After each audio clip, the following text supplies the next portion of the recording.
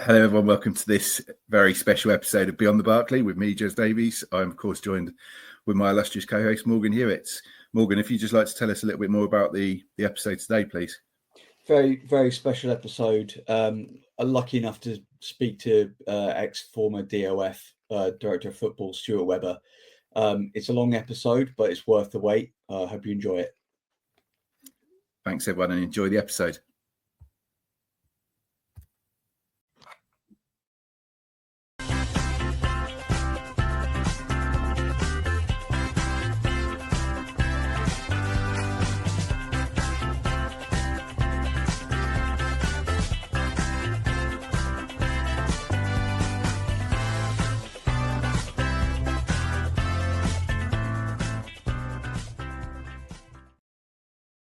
Hello, everyone. Welcome back to Morgan. Straight away, you're laughing. I can see you.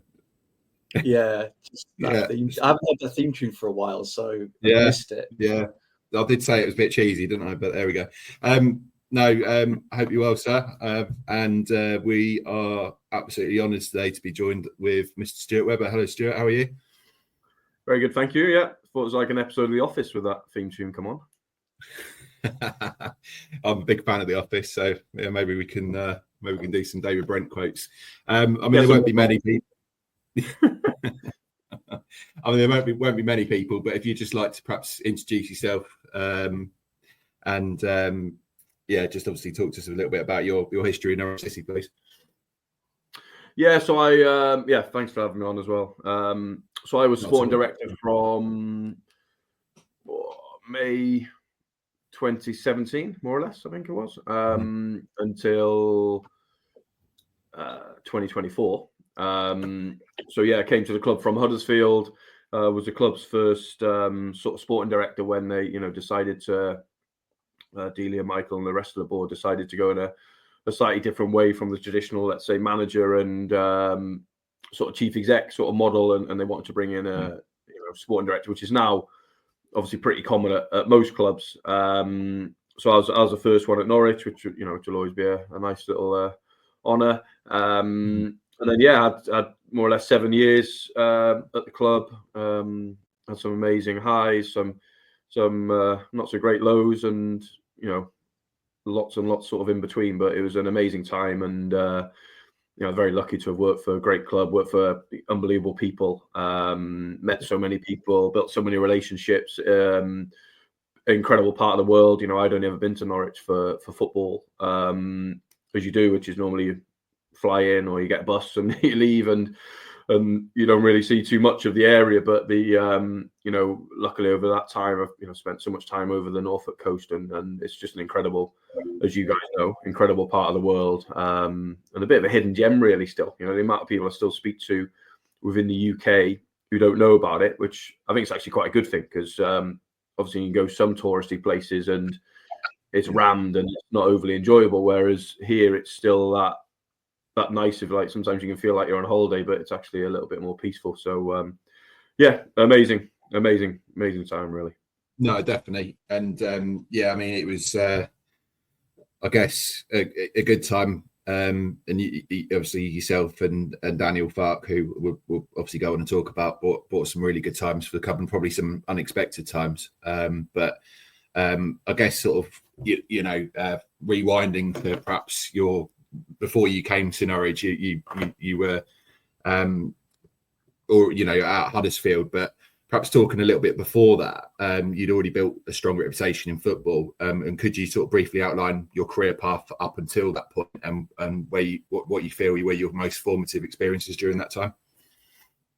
Yeah, so I started at Wrexham. Who obviously now, when you say to people Wrexham, they're like, "Oh, Wrexham, unbelievable!" It's like, I was there when we weren't that famous. Although it's amazing what's happened there. And in fairness to Wrexham, sort of fans from the outside give them a lot of stick of Hollywood FC and all that, which, by the way, I understand as a football fan. But to be honest, when you've lived in that area, to go back and see the regeneration and what this buzz has done for a community, it's actually unbelievable. So I always challenge people when they go, it's a disgrace. I'm like, no, honestly, it's a different town now in a positive way. So, I think it's amazing what sort of happened, and forget about my morals, thoughts of a football fan, of money spent, etc., etc. That's a different argument. But in terms of actually what these people have brought to a small town in North Wales, it's incredible, really. And but that's where my career started, and I did everything. I worked on the ground staff there, helping with the pitches, and it's always a thing that every club I've been at since, they joke about. We always have top pitches because I am a bit anal about pitches. You know what I mean? It's I'm sure we'll talk about the redevelopment at Colney, but in terms of the pitches, I'm like, if we want to play football a certain way, you have to have a good pitch. That's like non-negotiable. So we need to invest in that. We need to invest in the staff and all the rest of it. So that's where that sort of love of pitches sort of come from. But then and then I did everything, coaching there, scouting, right the way through to heading up the academy. But I worked with like some incredible people. One we sadly lost last week, a guy called Joey Jones, who won 2 European Cups for Liverpool in the 70s, and he was sort of a mentor to so many people, because there's so many staff members have come out of Wrexham. It's something like 50 odd were working in professional football now. And you speak to any of them, he would be a consistent theme in that, because he was an incredibly sort of strong man, very like put sort of manners on you, in terms of like, we were young. It was like, it's people like me, Steve Cooper, were there at the time together. A guy called Andy O'Boyle, who's got a really big job in Liverpool now, and people like Joey would, when you're getting a bit cocky when you're in your early 20s, would sort of put you in your place. But it came from a real position of like caring about us and loving us, really. So as much as at the time, some of the stuff, you'd look back and go, oh, it's a bit harsh, but actually there were lessons which were vitally important, and stuff that I've used in my life consistently, whether it be as a father or someone in a work sort of context, about just how, he always had sort of time for people, and he'd care for people, and he'd be honest with you, and it was something I took from him. And then when I worked at Liverpool, I worked with a guy called Frank McParland, who was academy director there, and a real sort of tough sort of scouser. And he was the same, just taught me about being honest with people and just challenging a difficult conversation and not sort of letting things linger and, causing a problem. It's like, just have it straight out and sort it out. And often you get it dealt with a lot quicker. And that's something that I've taken with me in terms of my leadership style. Over the years, I think I've probably got a little bit better at delivering that message in a, nicer way sometimes to certain people or whatever, because you have to understand that some people find it more hard to deal with brutal honesty than others.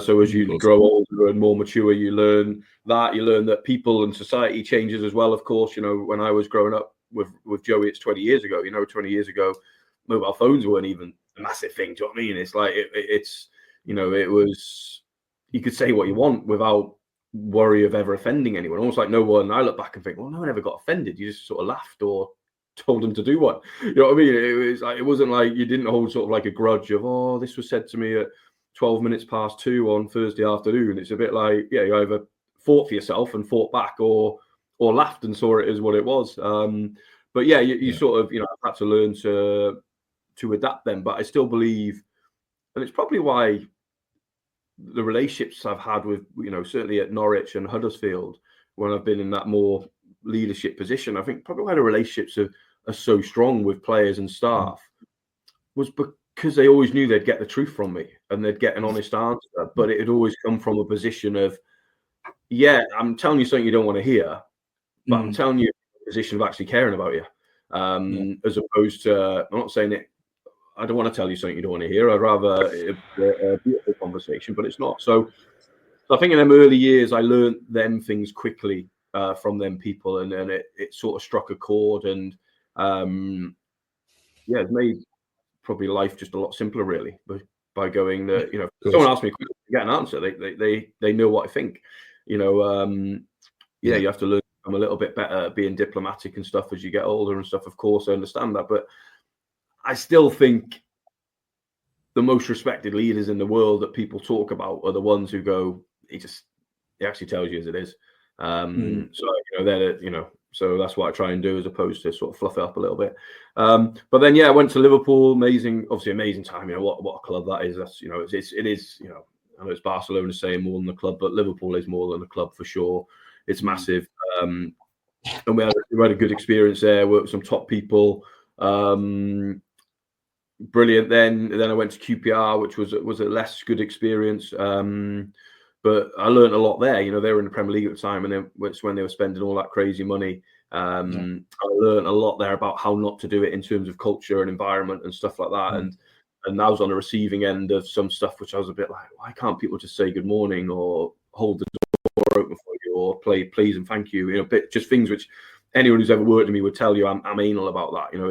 It's just be a good person. Do you know what I mean? It's not hard to say please and thank you, and be respectful and hold the door open for someone. Yes, whether it's a woman or a man, it don't matter. Hold the door open for someone. It's just what.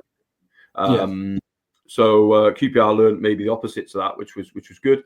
And then Jez has gone off here. Look, yeah, he does that. And then I bought and then after QPR was Wolves, where I went as head of recruitment at Wolves, which was good, good fun. We got promoted from League One to the Championship, and then it was Huddersfield, because at that point I knew I wanted to be the sort of do the sporting director role, because I'd worked with one at Liverpool and Damien Comolli, so I knew it was a real role I wanted to do. I worked with one at Wolves, a guy called Kev Farewell, and then the opportunity came to go to Huddersfield, which was my first sort of step into the sort of sporting director role, which was great, because Huddersfield, they'd had the model previously of a guy called Ross Wilson, so the owner and the club sort of understood the role, which was important. But I saw there was a chance there to do massive improvements at that club, because Huddersfield's a small club. Our budget when we got promoted was 23rd in the league. So it should not have happened. But what the owner there, or he's left there now, he's not the owner, but he's a risk taker. So he's someone who I learned a lot from, so much from him about, like, he has a saying all the time, it's risk versus reward. And if we wanted to try and do something extraordinary, we had to take some risks, and that that led us to the first time they ever appointed a foreign head coach. We signed a load of foreign players, a load of young players on loan. And obviously ended up in, all the things came together and ended up in a promotion. And then they did unbelievable the year after to stay up as well. I think people called it a miracle going up, and I can see why people say that. I think it was an even bigger miracle to stay up, because we know how hard that is, obviously. So that was that. And then the call came for Norwich, which came out of the blue. I wasn't looking to leave Huddersfield. I was incredibly happy there. I just signed actually a new deal there. I loved it. It was myself, it was Dave Wagner, it was Dean Hoyle. It was like the three of us were worked so well together, complement each other really well. Could have a blazing row and be laughing 2 minutes later, and it was amazing actually. And but then Norwich sort of call came. My first reaction was no interest, and that's nothing against Norwich. It's just because I was happy. And I don't do Huddersfield 2 years, so it wasn't like, I'm bored or need a new fresh challenge. It definitely wasn't that. But then I got told, listen, just go and meet Delia and Michael, at least, do that conversation. So I was like, okay, well, it's Delia and Michael, isn't it? Incredibly well renowned within football. Obviously Delia with her other stuff as well, and Michael with his stuff. But in terms of football, known as just good humans and good owners. So I met them, and they made it very hard for me to not come, just because of they'd either done their research on me, or they just naturally said all of the right things to sort of get me excited, in terms of, you can come here, you can build something. We want to build the academy again. Sorry to interrupt, Stuart. Pardon? Stuart, sorry to interrupt you in full flow. No, I think with the Delia and Michael, I think because they're so experienced, or were so experienced at the time, and still are, still great sort of stewards of the club, I guess. But I guess you say obviously that they knew what to say naturally. I think that's probably a bit of that. But I would imagine they would have done the research on you as well, and obviously what you've done at Huddersfield and the way they wanted to go with that model. And but yeah, so no, I was just saying, I think, you know, they would have 100% knew what they wanted to say, but yeah, I don't know what your thoughts are. Stuart, do you know anything about like how they just what made them decide to change that into the DOF model? Because I remember that season with Alex Neil, and I remember it was at Christmas time. I came back to Carrow Road to watch Norwich play Huddersfield, and Friday night.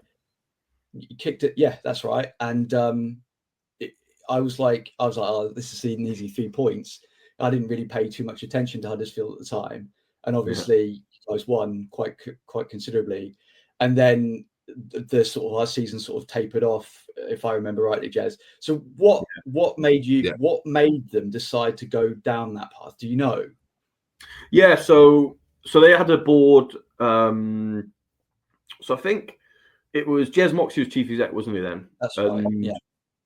Obviously, that didn't work out for whatever reason, and so Jez went, and this is my understanding. This is what, you know, I've been told over the years.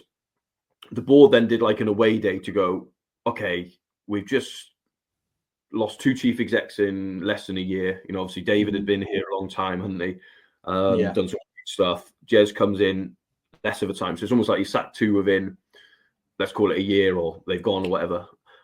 So you're like, actually, do we need to rethink what we're doing here? And apparently, as part of this away day, they spoke about different models at different clubs and, you know, different profiles of people. So not necessarily individuals per se, but, you know, do we need a young head coach? Do we need an old head coach? Do we need, you know, whatever? Do we need more experience on the board? You know, blah, blah, blah. And anyway, they came up with, and I think it was Ed Balls' sort of original sort of idea of what about a sporting director model. It's becoming more prominent in the UK. It's obviously very prominent on the continent.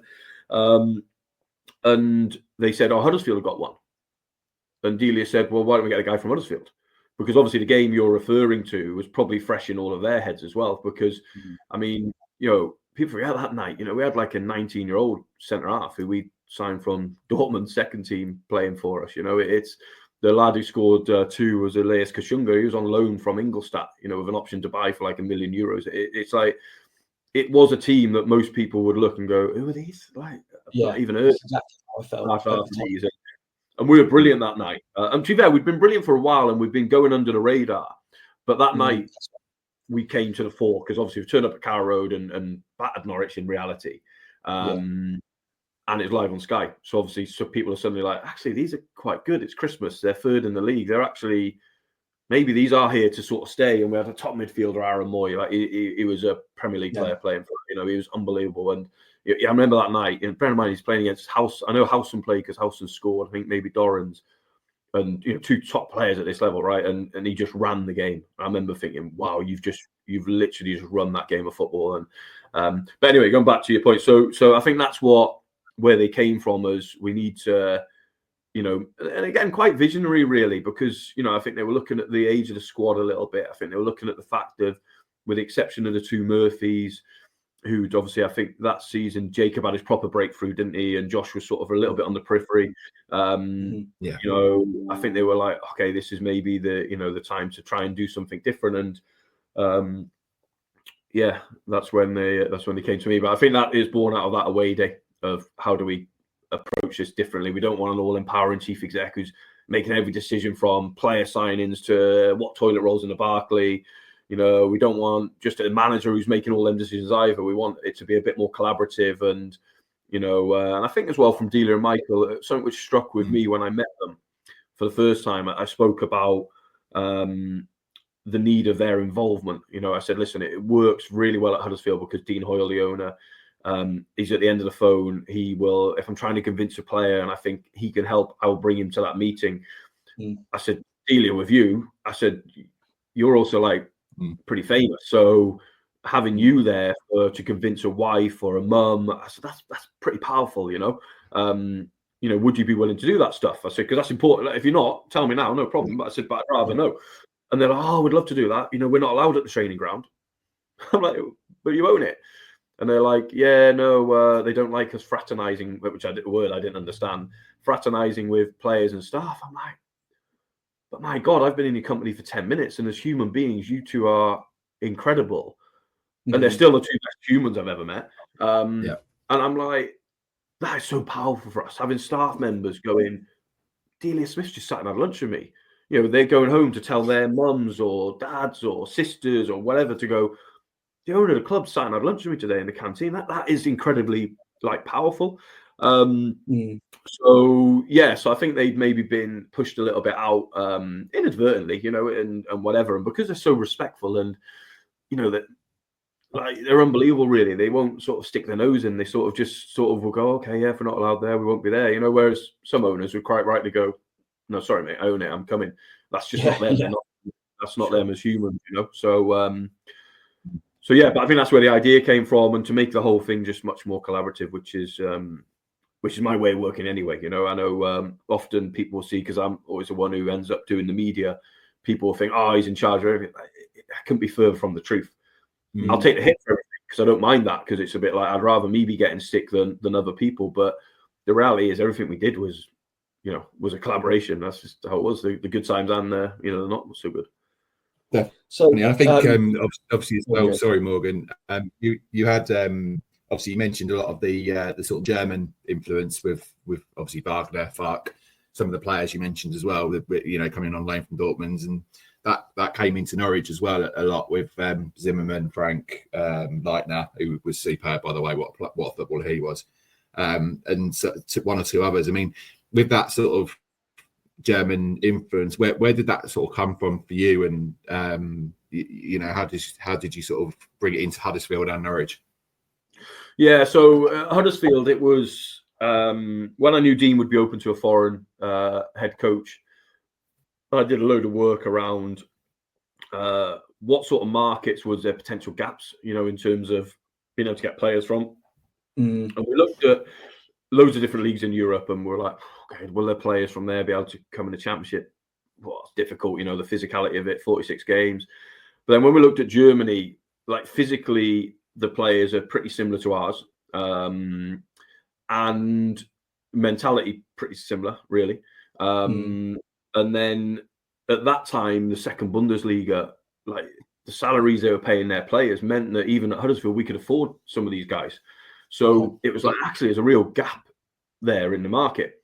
Then it was the same time there was a real boom in German sort of coaches. You know, you had obviously Jurgen Klopp doing what he was doing at Dortmund. You had, he just finished at Dortmund at the time, but at Dortmund you had Thomas Tuchel was just coming through at Mainz. You know, so there's a general sort of boom around the German like coaches. And I remember when I went and met David for the first time in his house in Dortmund. I went and watched them train a few times, because the training grounds are often open in Germany on certain days. When I watched his teams play, and then when I met him for the first time, his clarity of thought around how he wanted his team to play, how he developed players, etc., etc. I was like, okay, Dean, this guy's interesting.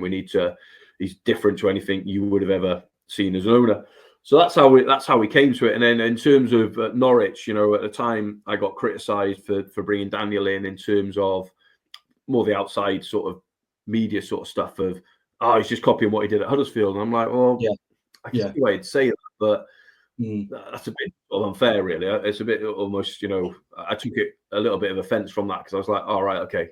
I've only gone back to Dortmund on the hope that they've produced another good second team coach. But the reality is David and Daniel were very different. And at this point, it was, I felt Daniel was a really good fit. Daniel was always going to be our choice at Huddersfield if David went, because we always, like, David was getting offered big jobs at Huddersfield, because obviously the job he was doing, and it was like, if we don't go up, he's going to leave. So, you know, I'd been talking to Daniel for a long time. As you do in this role with head coaches, you have to get to know them. You don't just, oh God, we sat the manager, let's go, and who's available. It's like it's an ongoing sort of process. So then with Daniel, it was the sort of same idea, but with a lot more thought around developing young players from within. You know, we didn't really have that at Huddersfield. The academy wasn't particularly great. There was some good success stories from there. Phil Billing and Lewis O'Brien has just actually gone to Wrexham. You know, so that's some talent in there, but nowhere near what Norwich was. And Cat 1 Norwich. You know, Huddersfield we were Cat 2 or 3, and they ended up closing it down. But whereas here it was like a real thought on, there's some good young players in the system at Norwich. You know, we had Maddison, who'd come back obviously from his loan from Aberdeen, and it was like, okay, we need a coach who can really develop these guys. Plus, we knew we had to bring value in the squad financially because, you know, there's a financial hole to fill the following summer if we didn't go up, which obviously we didn't. So, you know, it was a slightly different strategy between what we did at Huddersfield and what we did at Norwich. But yeah, that's where the German I think it's a really fascinating. It's really interesting because I work in strategy, like product strategy. So to think that you are effectively doing data analysis across physicality of players across Europe to make that sort of gap analysis. I love all that kind of stuff. So, but I mean, I agree with you about the media saying, you know, he's just replicating what he did with Huddersfield. And in fact, I'm going to hold my hands up and say, okay, this kind of feels like it could work out. You know, I was excited when you came to town with Daniel Farke. Obviously, Borussia, you know, Dortmund too, exciting. Did you, at any point in that 17-18 season, was there any points that you were like, what am I doing? Because this isn't going where I thought it would. Millwall away for a start. I'll throw that down. Yeah, Millwall away is still my worst day in football. Because it was, I could see that coming in the week into the game. So the lead up to the game, obviously we had a new sort of staff, Germans, a new team, and I still like say to people, the team that day was Gunny in goal, Ivo Pinto right back, Russell Martin, Marcel Franke, James Husband, Franjic, Reed, Madison, Wes, Nelson, Josh Murphy. That is a lightweight team, right? Yeah. Some top players in there. Let's have it right. I'm not criticizing any of them individually, but collectively you go, okay, Millwall away, where it's going to be physically horrible. They had Steve Morrison up front. I remember on the day just bullying Ivo, Russ, Marcel, James Husband. It's like he played against four on his own, just literally diag, header down, second. Oh my God, midfield runners.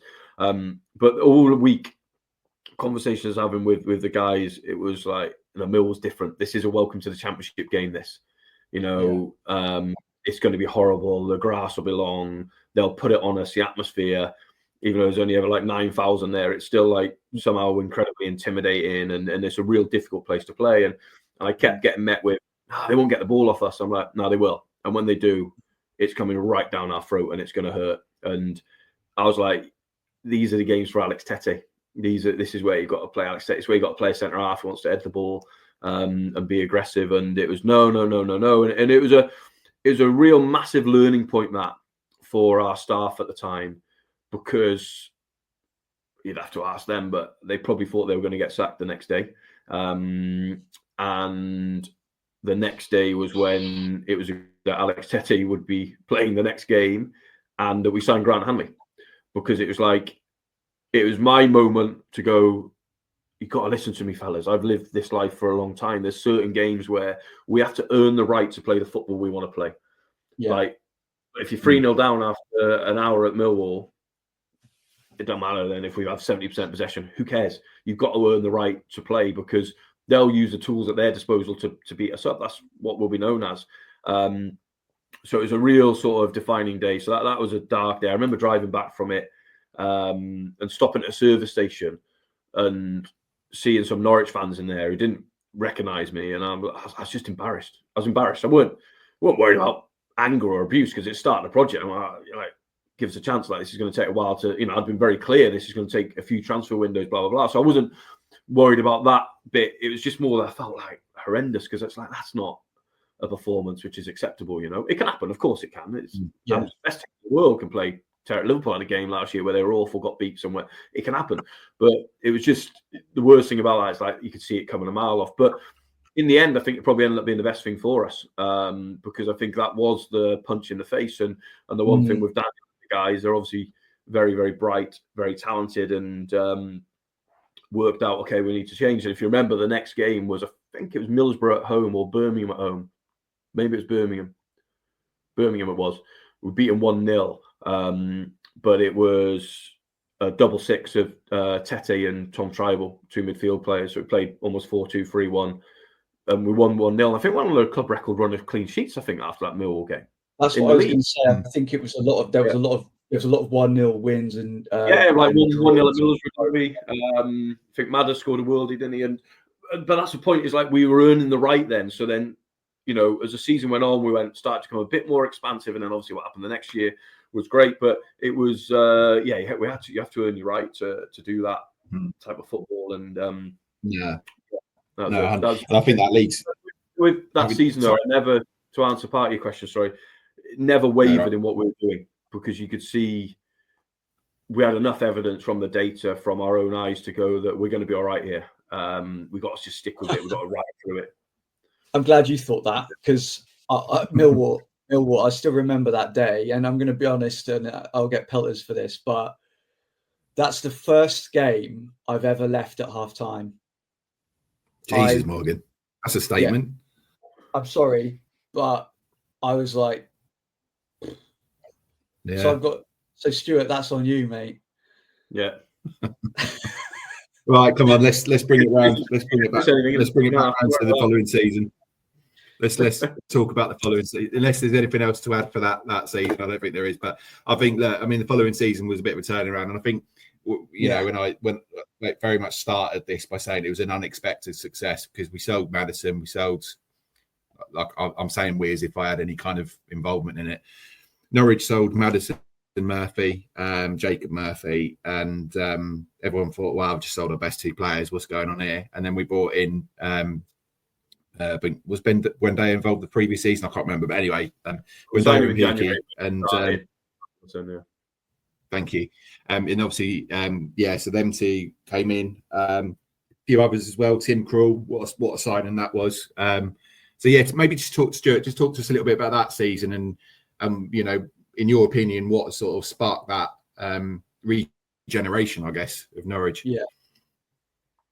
Yeah. I mean, listen, obviously it was a magical season. It had everything, didn't it? From a bad start in terms of some of the defeats. We got battered at home, didn't we? 3-0 against Leeds. We played all right, in my opinion. We actually, and that was the thing. The start of the season, we drew 2-2 at Birmingham. We lost 4-3 at home to West Brom, missed a penalty, Jordan Rhodes. We lost 2-1 last minute winner at Sheffield United. Wide free kick, if you remember, literally on the halfway line. We lost, obviously, at home to Leeds 3-0. We beat Preston 2-0. Teddy scored a worldie, but we were horrific that night. It was just a bad game of football. And then we drew at Ipswich, didn't we? 1-1. They took the lead. Right. And Mo Lightner scored. And but when I looked at them performances, Birmingham was difficult. Like, grass was long, it was dry, it was like just a rubbish game. But West Brom at home, we played brilliant, like literally brilliantly. They score. If you remember, Tim let one through his hands. Jay Rodriguez from like 50 yards had a shot. Tim goes to catch it. Oh, it's in. It's like, oh, great. It's just one of them days where it was like, just things went wrong. But if you look at take the goals out of it, which I know you can't at football, but the performance itself, you were like, wow, we're getting close here. Then we had Leeds at home. Yeah, we lost 3-0, but large parts of that game we played really well. Sheffield United away, we played really well. Ipswich is a derby, so it's always a bit messy, them type of games anyway. So it's a bit like, a bit bitty.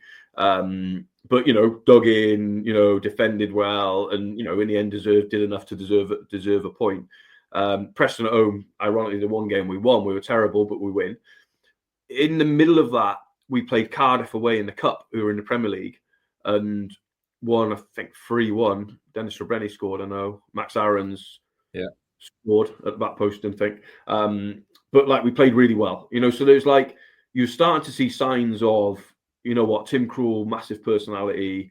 We've just got to stick with him because, he hasn't played for a while, so we've got to get him back. But, he's going to be massive for us.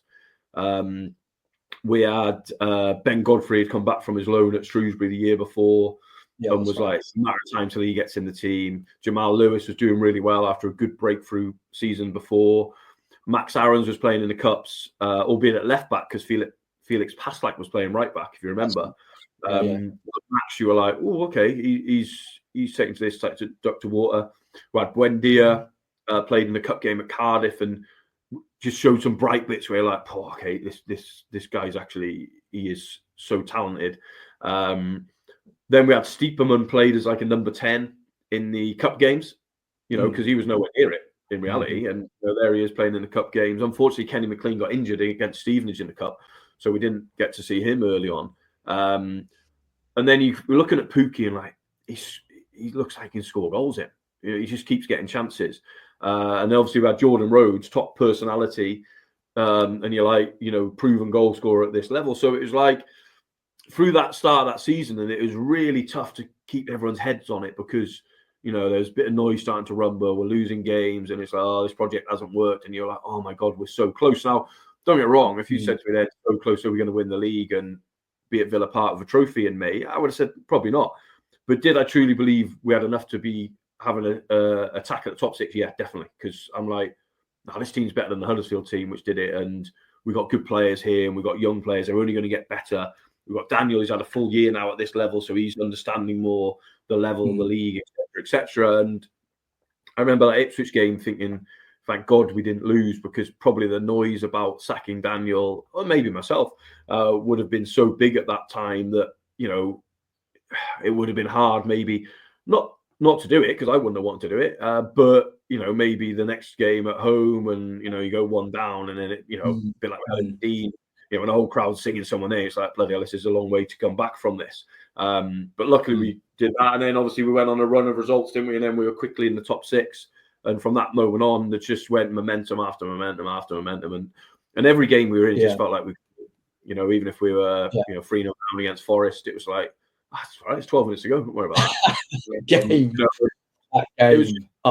It's brilliant. Oh, it's unbelievable. There's so many moments like that. And it was great. And, to togetherness of the players, the staff, the fans, everything. It was, it was magical, and that. I think it'd be tough to ever repeat that.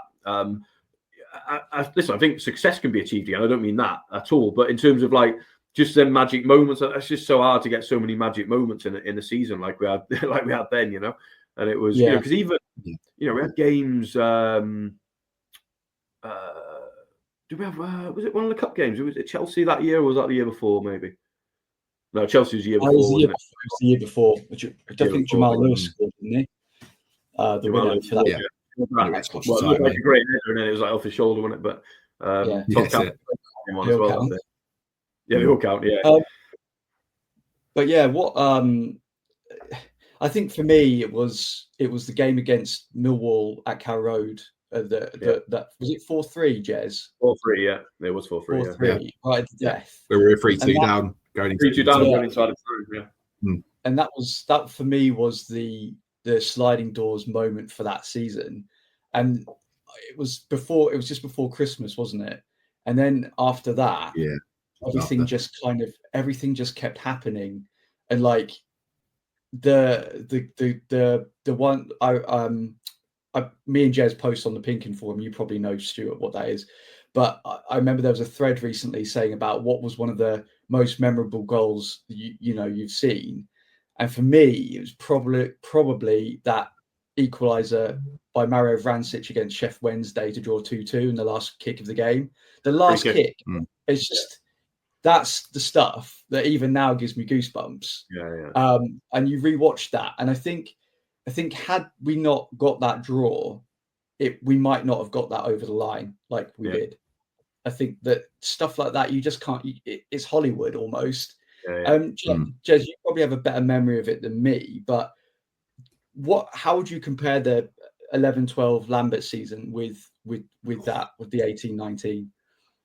As I said before, it's just so unexpected. I think with the Lambert one, we were kind of riding on a bit of a crest of the wave. So it's similar to, I'm going to swear here, similar to the Ipswich, where they went up back to back, where they just sort of had that momentum, and Norwich City had that. Under Lambert, and he also built a squad that was strong enough to compete. Actually strong enough to compete at Championship level, and stay in the Premier League as they did for 3 years or whatever, but different times. But I think for me, it was just that was my favourite season, was the 18-19 one, because as Stuart said, everything just fell into place, and it was just magical. Like everything, Steeperman cleaning Daniel Farke's car as a bet. I would imagine that he lost at the training ground, or something that he did wrong in training. I don't know, just as a joke. But that was, I think he was dressed in sort of this John Deere farmer's outfit whilst he was having to do it. But little things like that where you could tell that it was magical. The emergence of some of our youth players, the likes of Max Aarons, and who went on to play against Real Madrid last season. And I think, correct me if I'm wrong, Stuart, but I think that Valencia actually beat Real Madrid in their backyard. Which he obviously, they haven't won or drew. They definitely didn't get beat. No, they did. Yes. So I mean, it was just these players have gone on, and we were talking about Campbell last night, weren't we, Morgan? And he's gone on to have a relatively good career as well. So no, I mean, cut a long story short, 18-19 for me was my personal favourite season, and having the opportunity to obviously speak to Stuart and obviously thank him for his contribution for that's meant the world. Yeah, I mean, any personal highlights from that season, Stuart? I think the biggest highlight would be how we all stuck together on the inside. Like how we were, we believed so much in what we were doing and how we were doing it. And even when it was rocky, we stuck together. And then even at the end, like getting over the line so hard. We stuck together, and we kept our heads when it would have been easier sort of not to have done that. So that was great. I think a highlight was seeing how much it meant to people like Delia and Michael, who maybe wondered if they'd see the club again, have a moment like that in their lifetime. I'm not saying that to be horrible, but they, like all of us, getting a little bit older, right? And I think for them to see it in their vision of a young team, academy graduates playing exciting football, doing it by not outspending. Our highest signing at that point was Grant Hanley at $3.5 million. You know what I mean? It was, it wasn't like, we bought our way out of the division or anything like that. We had to do it through smart work and hard work and sort of real sort of togetherness. So that was good. But highlights, I think the Leeds away game, that was, that was special, because, I remember saying to Delia, we were on like the car or whatever to the stadium. And she was like, "Oh, it's going to be so full tonight, isn't it?" And I'm like, "Yeah." I said the atmosphere will be good tonight because it's 5:30 game, if you remember, on a Saturday. And she goes, "Oh, it's going to be a nightmare getting out." I said, "Oh no, don't worry, it won't be." I said, "Because we'll be 3-0 up after an hour, the place will be empty." And she's like, "Ah." I said, "No, I'm being serious." Anyway, we're 3-0 up after an hour, and it's like because I've never been so convinced we'll win a game as that game, because I'll never forget, it's still the best I've ever seen us training was on the Friday. And I stood with Neil Adams. I was like, I said, we could hammer them tomorrow night. I said, no, I'm telling you. I said, because of how they play, their man-to-man marking, all the rest of it. If we're on it like this and we've got a pair of bollocks to go up there and we can live with what's going to come at the start of the game, which is tough, as we know, in the crowd and all that sort of stuff. I said, once we break through them 1 or 2 times, I said, it's a club that I know very well, Leeds United. I said, bang, suddenly it becomes a heavy shirt and the doubts come in. And no, so convinced we'd win a game as that night. I know another really good one was because the day I thought, the day we beat Leeds was the day I thought we'd win the league. But the day we beat Forest away 2-0, when I think Tim Closer scored 2 from 2 set pieces. And we had no Pookie, if you remember. Pookie was injured and everyone was panicking. Oh, and we won 2-0, 2-1, because I think Graben scored for them maybe. And I remember that day, we'll get promoted now. Because I remember that day thinking, we've just come to Forest, big club, still had some biggest players at that point by championship standards. And I was like, no, we've stood up to that. And if we can come here and win, like, we must be a good team. You don't fluke that. So yeah, there we go. Obviously, winning the league at Villa Park was amazing, because I remember we got promoted against Blackburn the Saturday night game, wasn't it? And all I could think about was just win the league. Don't mess it up now and finish second. No one remembers who finishes second. Like, win the league. And I probably didn't enjoy the moment enough, actually, of getting promotion because of that. Because I was like in a bit of a grump of, no, we've got to win the league. We have to win the league. We have to put a trophy in the cabinet. We have to win the league. But then to go and win it at Villa Park, and I don't know if you guys were there, but if you remember, they did a guard of honor for us. That's right. To go and get the trophy at the end. And obviously Dean was there, the manager, who's just a classy guy, and their players, obviously a couple of them. Neil Taylor was a lad I was with at Wrexham, for example, and it was just like the class of that club. And I remember saying to Daniel, we were walking down the tunnel to go and get a trophy or whatever, and I stopped him. I said, look, because in the wall at Villa Park in the tunnel is the European Cup, is in the like in a glass thing in the wall, and I said, you're about to go and lift a trophy at a stadium like that. This is iconic. This is like a moment which people sort of dream of, because the second time we did it in an empty Oakwell. It was freezing. I remember being there in a coat like this is me, and it was just didn't mean it. It was just like, this is a bit weird. Whereas Villa Park, it was like, this is one of the most historic grounds in the world, European champions, and look at the class, because even their fans stayed in the stadium. Just that moment of class of, which I think only big clubs sort of have that about them. Liverpool would do that, wouldn't they? In terms of like, what's the fan base? No, we need to respect the champions here and whatever. And it was, special, like say, special times. I remember seeing photos of you at Villa Park with the trophy, but you don't look very elated. You kind of looked a bit like you sort of didn't know what to do with yourself. Is that because you were feeling? It's not for me, all that. Do you know what I mean? It's like I'd rather leave that celebration to other people. It's like there've obviously been some good nights out apparently after these celebrations, and I've never been there because that's just not. It's just not really me. I don't like the limelight in that regard. So listen, I'm happy to come out and speak and defend people and stand up for people, but I actually prefer doing it when it's not going right as opposed to when it's going right. I'd rather. I like hearing the stories 2-3 days later. I find it funny when this happened or whatever, and I love hearing the stories and hearing about how much people loved it and enjoyed themselves. But it's not really for me that way. It's just. I think. Sorry to interrupt. I always remember the following. I think it was the following day outside County Hall, and. Stuart, not County Hall, sorry, City Hall, Kenny McLean walked on stage with the mayor's hat on and bottle of Mad Dog 2020 in his hand. I just wonder how much sleep he had in between the game and walking onto that stage with the Mad Dog 2020. It was hilarious. Not too much, I can imagine. Yeah, there was a few of them with eyes like piss holes in snow, but. Yeah. You have to enjoy these moments because in football and in life, right? It's so hard to remember, that as football fans, right? It's what Norwich have won 7 trophies in the top 2 divisions in the whole of their history. So it's like when one happens, you've got to enjoy it, right? Or else it's you can't just go, oh, that's all right, we'll do it next year. It doesn't work as easy as that, does it? Look how long Man United last won the league in 2013. So it's like as a kid growing up, it thought like. They'd go 12 years without winning the league, impossible. Some of them fans might never see him win a league again at Man United. So you've almost got to enjoy their moments. And for players and staff, it's something you've dedicated your life to. And there's better sporting directors than me who've never got near winning a trophy or getting promoted. You know what I mean? And so when you do it, I think you have to enjoy it. I think there was something there that you said that I'd like to talk about a little bit. The 18-19 season, obviously, winning the trophy in front of in Villa Park. But you mentioned the 2021, the COVID season. Now, obviously, a bunch of we weren't allowed as fans to come into the stadium. It did feel a bit of a weird.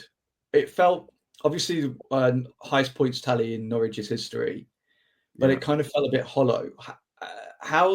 What was your sort of feeling towards it? Was it business as usual? Or how did you feel about it?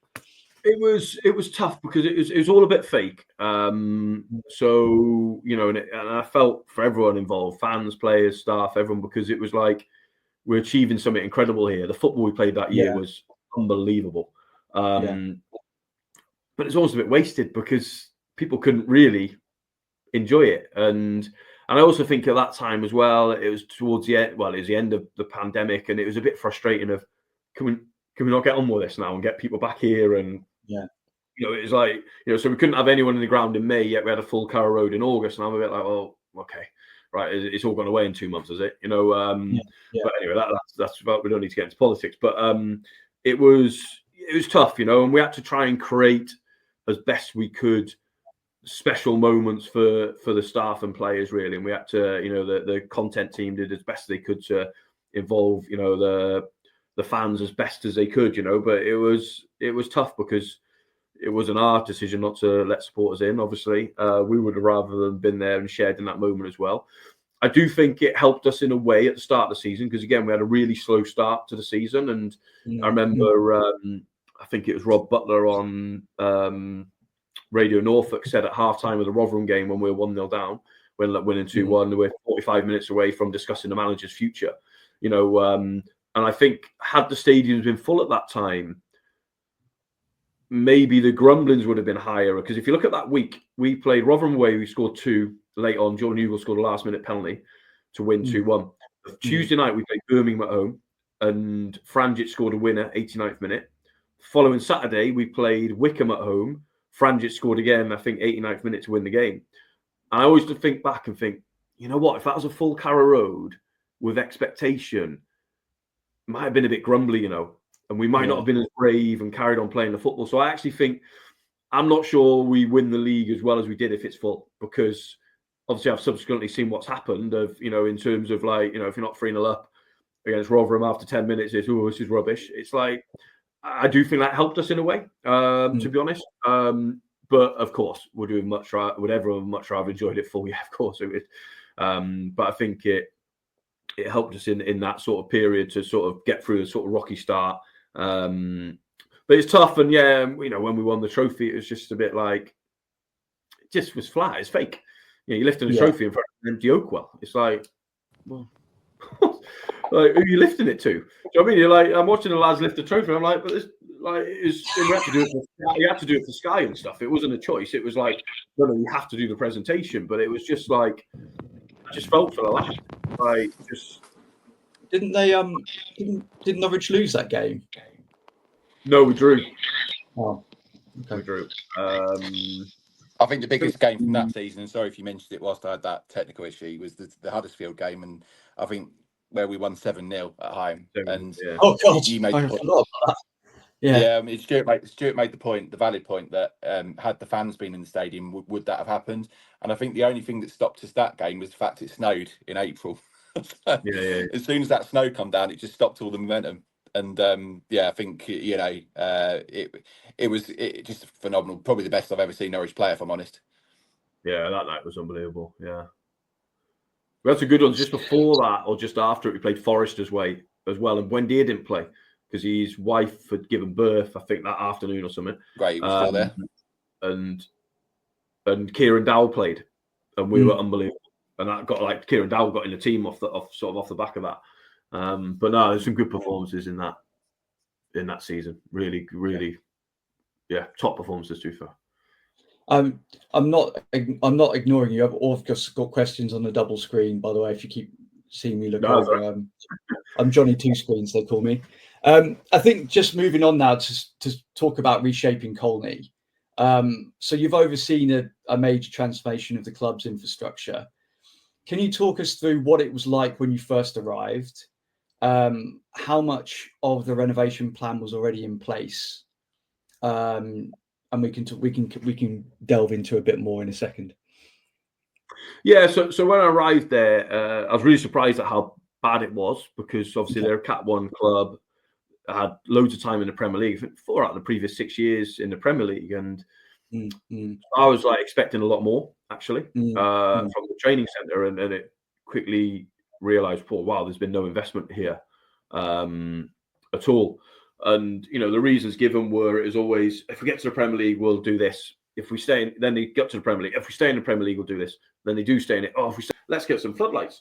So we did that. So and then we also did the restaurant area, the canteen. It's like, let's make this an inspirational place that the players want to eat and spend time in. And we had a rule of no phones. So it's like, the longer we can keep them there, the more they talk, the more they connect. Let's make this a hub of the training ground where people actually want to come and talk, because again, very much my style is it's about people and it's about communications and relationships and all the rest of it. It's like, well, let's create somewhere where people actually want to come. So we did that, so sort of step by step, and then the idea came because I think that what that did, it started off a bit of a movement of people going, something's happening. This feels good. It's an improvement. It's just starting to look elite. So then it was like, well, how can we do the rest? So we were at risk of losing our Category 1 status in the academy if we didn't build some dressing rooms because they were all in porta cabins. So the league and the Premier League and all the rest of it, because you're very heavily governed in academies, rightfully, it was like, you have to do this. Like, not, would you please, or could you? It's like, you have to do this. So at that point, we started this idea from Tom Smith had seen something, and it was in the Canary Bond. I don't know if you remember that, where we basically raised through supporters £5 million. Where basically, I do remember this. Yeah. So you could be an investor to go, right, I'm going to put £100,000 into it. You got paid, I can't remember the figures, but let's say 5% interest on that, which is more than any bank at the time was offering. And we did a bonus. If promoted, you'd get a 25% bonus. So let's say you did £100,000, you'd get your 5% per year. And then let's say we were promoted in after 4 years, you'd get a bonus of 25 grand. And after 5 years, you'd get your money back anyway. So it's a commitment that it was. And the only risk to you as an investor at the time was if the club went bust. That was literally the only risk, which I mean, people will go, well, a club like Norwich isn't going to, go bust. So that's what we did. And it took off unbelievably. We raised £5 million, literally like that. Could have raised so much more. Which then give us a chance to build. So we built the academy building and we built a new gym off that. And then obviously subsequently, we actually got promoted within a year of setting that up. So everyone got paid their money back, which is good for us because then we pay interest on the subsequent years, of course. And then obviously from that, we always had like Premier League money to do the rest. So we created a group, Colney Development Group, where we then just step by step, got sort of the pitches out, got another desktop pitch for the first team, and all in the end, it came through to the soccer bot, swimming pool, all them sort of things. So, now it's, I mean, you could, you'd call it a world-class facility for sure. Could it be bigger? Could there be more pitches? All that sort of stuff. Yeah, of course. But in terms of what we started with to what, we left it as, it's a real place where staff, players want to come, which is great. I mean, we're trying to angle for a tour at some stage, but it's one of those things. Speak to Dan Olker should sort that. Yeah, should do like one of these, like a walk-in one or something, and then do a bit in each room or whatever. Yeah, I mean, I've seen some of the behind the scene videos, but I mean, you don't really get like a feeling for like the space of it. Have they still got that? Do you still have the hang? Do they still have the hanger there? Was that still there when you left? Like the indoor, do you mean? Yeah, the indoor. Yeah, still there. Yeah. Okay, cool. Yeah, because you have to have that for Category 1 stays. I mean, so how important do you believe that work was in terms of the future? Fundamental. I think it's, infrastructure. It's the difference between getting players and not getting players, keeping staff. It's, you have to have that, and, it had to be, because the thing is as well, teams come and go, players come and go, but your facilities, they're there forever. I remember saying about that gym, the gym cost us more or less 2.5 million, let's call it, back then. Yeah. By the way, it's an investment because to build it now would cost you probably 7, 8, 9 million because of costs and everything going up. So it's like it's only going to increase the value of the club as well.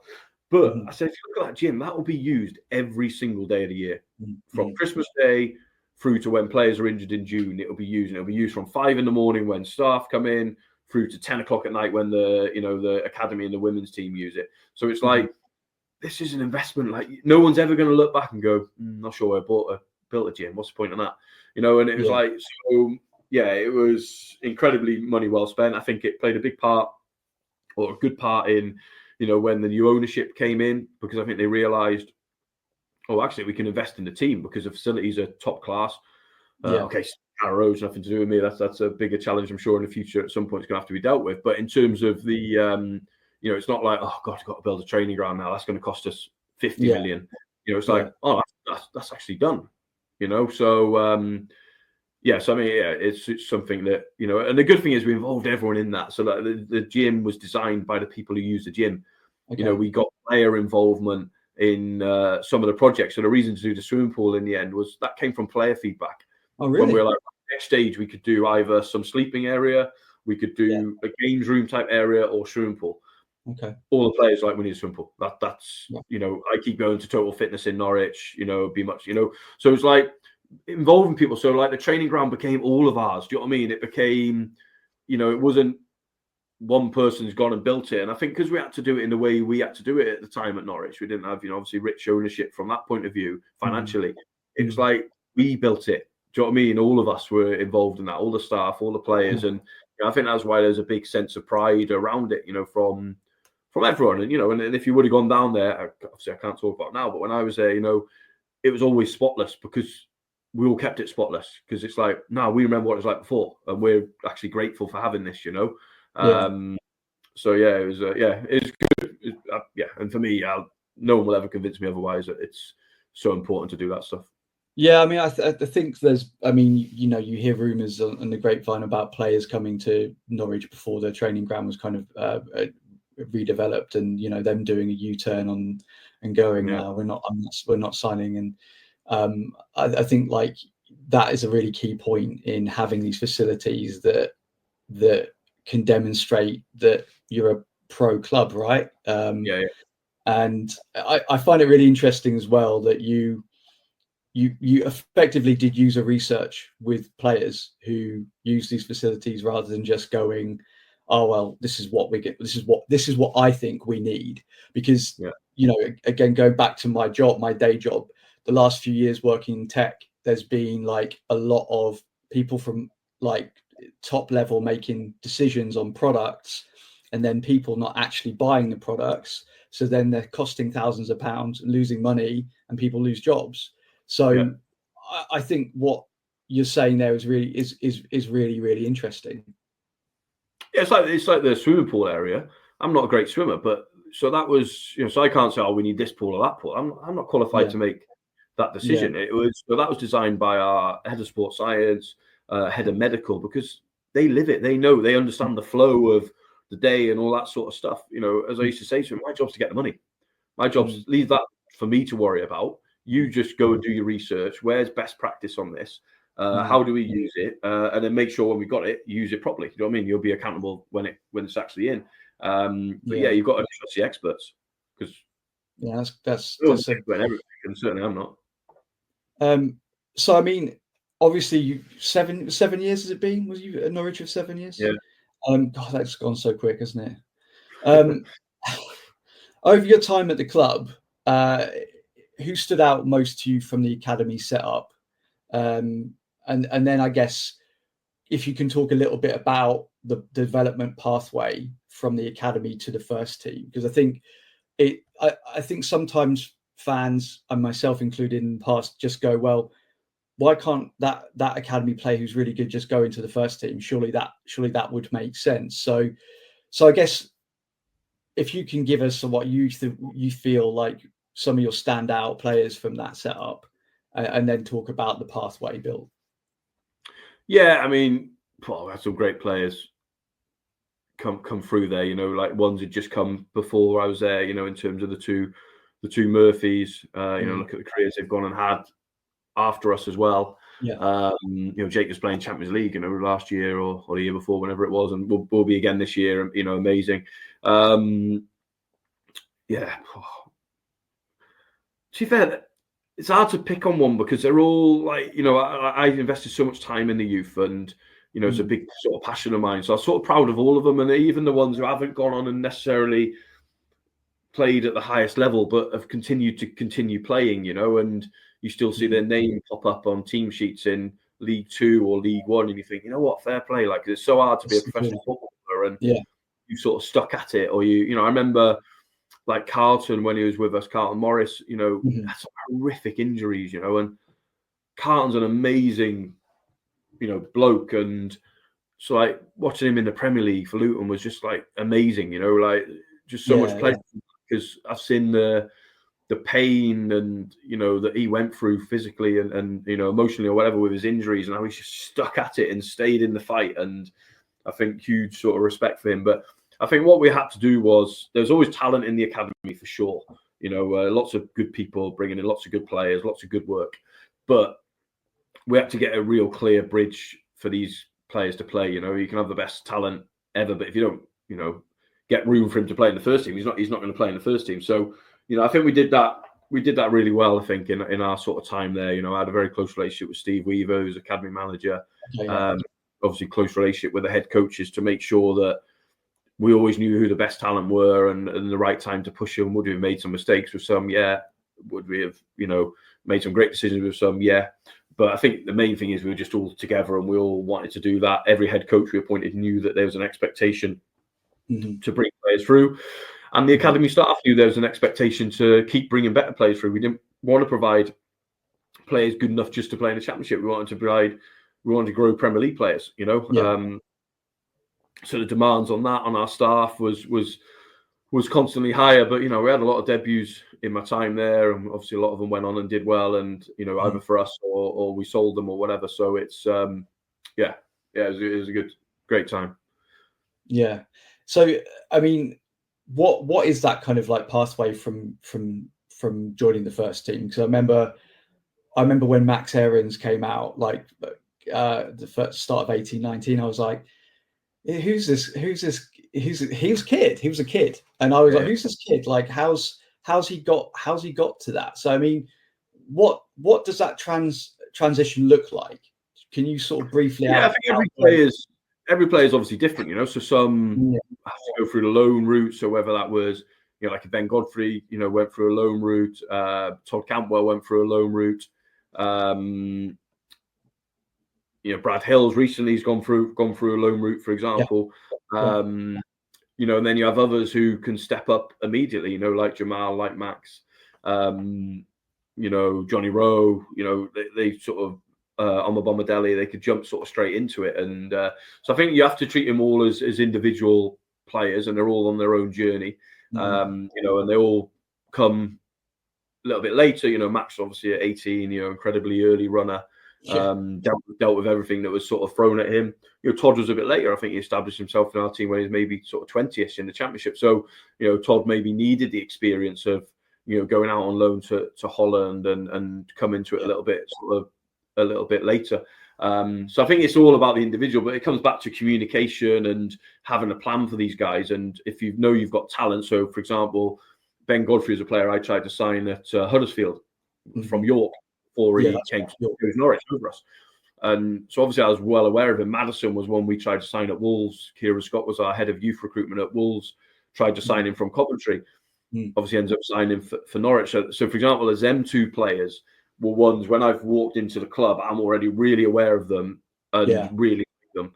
So it's like, right, what's the plan for these two players to get them in the team? Because it doesn't just happen, in my experience. You've got to give room for the academy to breathe. So you've got to have room in your squad. So if you have 30 players, I don't know a manager who's going to play a young player ahead of them. They just don't, because of the dressing room imbalance, etc. So you have to have a squad set up which leaves room for it to breathe. It's a bit like, even take Callum Fisher, who was signed in my last sort of summer window. It was like we knew Max would end up going that window. So it was like we signed Jack Stacey on a free, and it's like, well, Callum Fisher's going to be number 2 right back. So it's like, well, he's going to get some game time because Jack ain't going to play every minute of every game. I know he's a physical beast, but so it's like he's going to get suspended or whatever. So it's like at that point, bang, Kellen's in.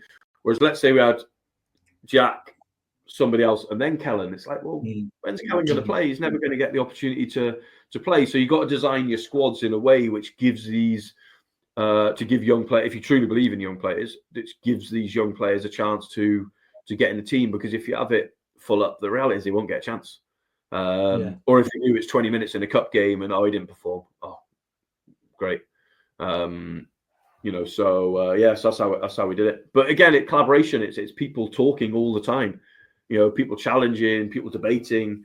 Giving evidence to go. Listen, this player is physically as good as what X player was who played in our first team. He is ready, or or actually, no, he's not ready, maybe needs a loan, involving, all the super experienced people in and around the club.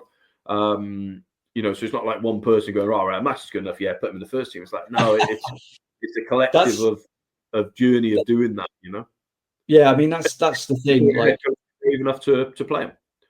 That's the guy, and you have to support him as a club to be brave to play them. Yeah, I mean, it's really interesting that you map that out, because I think it's easy for fans like myself or Jez to just think these things happen in a vacuum, and it's not like, oh yeah, like you just said, a simple FIFA swap out of X player for Y player. There is discussion points. I imagine you have. I don't know. Do you have player roadmaps like as for their development? And I suppose you have milestones. And there's certain milestones that you want them to hit, and different things, and then you just don't know how they emotionally. The first time they train with the first team, it's 18-year-old, it's daunting. You got senior international players, and some players melt at that point. Oh, they're not quite ready. Right, bring them back. Some go in the other way, maybe too cocky or too whatever, and the lads have to put them back in their place. And they're all, it's different. They don't know how they're suddenly going to be when they earn a bit more money, when they suddenly play in a cup game and they've got fans waiting outside for selfies, or they can change. And it's it's about like the human element of some of these guys as well. And sometimes you got to protect them and go, he's not quite ready for this. Yeah, right, don't do it yet. It's too early. I've seen lots of careers at lots of clubs ruined because they've been pushed too early, because there's been maybe a clamber of, just got to get one in. It's like, no, they have to be ready. Steve Weaver used to have a saying all the time. He used to say to managers, I'm not here to get you the sack. So I'm not recommending a player to you if I don't think he's ready. Like, it's not a numbers game. It's like, no, I'll tell you when they're ready. And people like Steve, obviously incredibly experienced. It's like, he's probably a bit harsh on when that is. He isn't in a rush. He'll wait a bit longer because he's like, no, you got to earn your right. I just have one good under 21 game. Oh, I scored 2 in the under 21 cup. Oh yeah, get him in the first team. Yeah, no, run. Didn't track back once. Didn't press. Didn't do all the bits where if you don't, it's not enough just scoring a couple of goals. If you're not willing to run, you're not willing to press. If you're not going to make tackles, the manager's going to rely on you. Right, last minute of the game, I've got to rely on him to make a tackle. Well, I'm not sure I want to do that. So it's.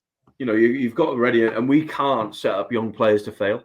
I hate that when you see clubs, get him in, and he's in around it at 17, and a blind man can see he's not ready, and it's like, you know what? In 3 years you'll be out the game, and where will you be? You'll still be here, and you only did it for your own ego, or look at me, I believe in youth development. No, I don't like that. Youth development doesn't happen by accident. There's a lot of hard work, and it's not easy, because if it was easy, every club would do it. Yeah, it's not easy. It's not easy to play for Kings Lynn, is it? Let's be honest. People play for Kings Lynn. You've got to be a good player to play for Kings Lynn, and you've got to have a good mentality. There's not many people in the world who are good enough to play football for Kings Lynn, let alone when we're trying to talk about Premier League players. So you have to respect the levels and how hard it is to be a professional. And to be a professional footballer. Can I just throw this at you? So, youth development, you see it bandied around a lot. Do you think it's become a bit of a buzz term? Yeah, I think there's loads of buzz terms. Data's buzz term, youth development's buzz term. It's like data, it's like, well, we use data on every signing we did at Norwich and Huddersfield. The last 10 years, data isn't some new thing. It's become sexy.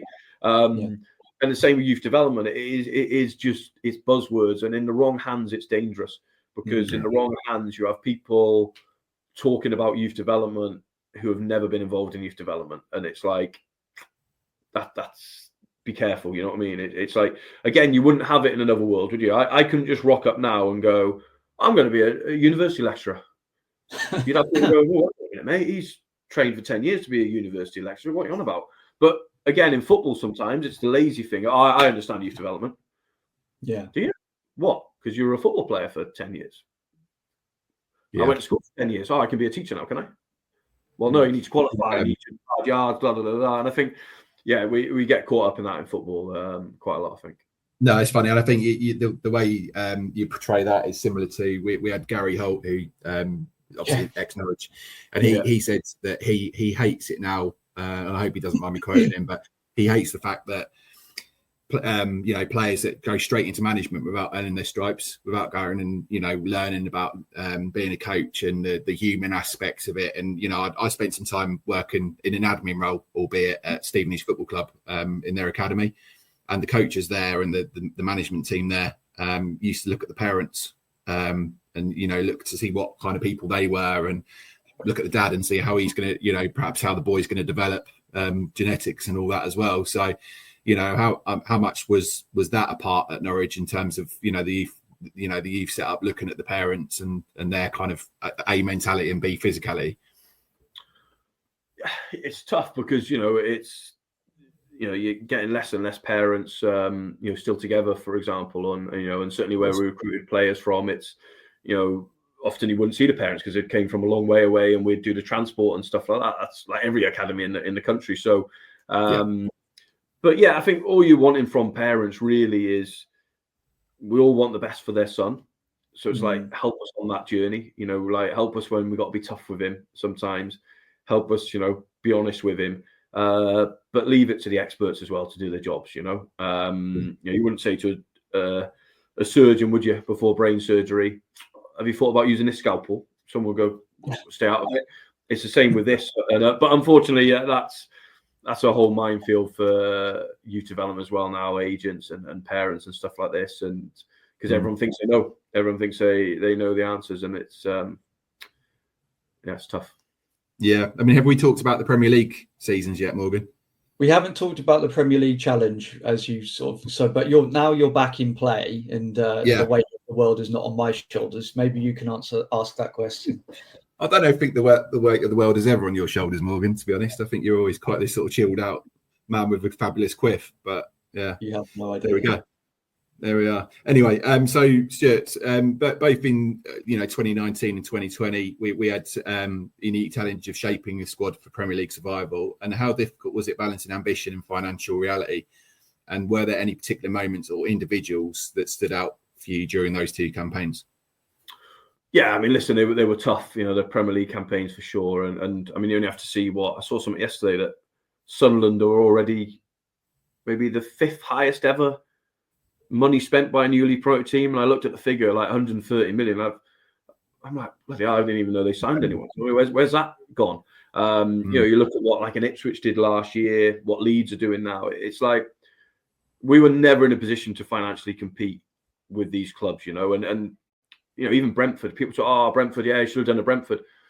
We tried. They outbid us for Christopher Ayer by an extra 5 million and give him 15 grand a week more than we could. So little old Brentford, I always go back on that. People talk about Brighton. The owner's 800 million in to that club so far. So give us 800 million, we'll stay in the Premier League, definitely. I promise you that. So it was always really, really hard. And listen, could we have done things better? Yeah, of course we could. And so many things we could have done better. But it's tough, it's so tough. And I just hope now, as the club goes forward with Mark, as and when the club get back there, and let's be honest, he's showing it in the Championship, investing so much money, by Championship standards, but certainly by Norwich standards in recent times. Hopefully, because the only way is to spend. That is the reality, and whether that's spending heavily in the Championship so that when you get there, your base level of player is already better.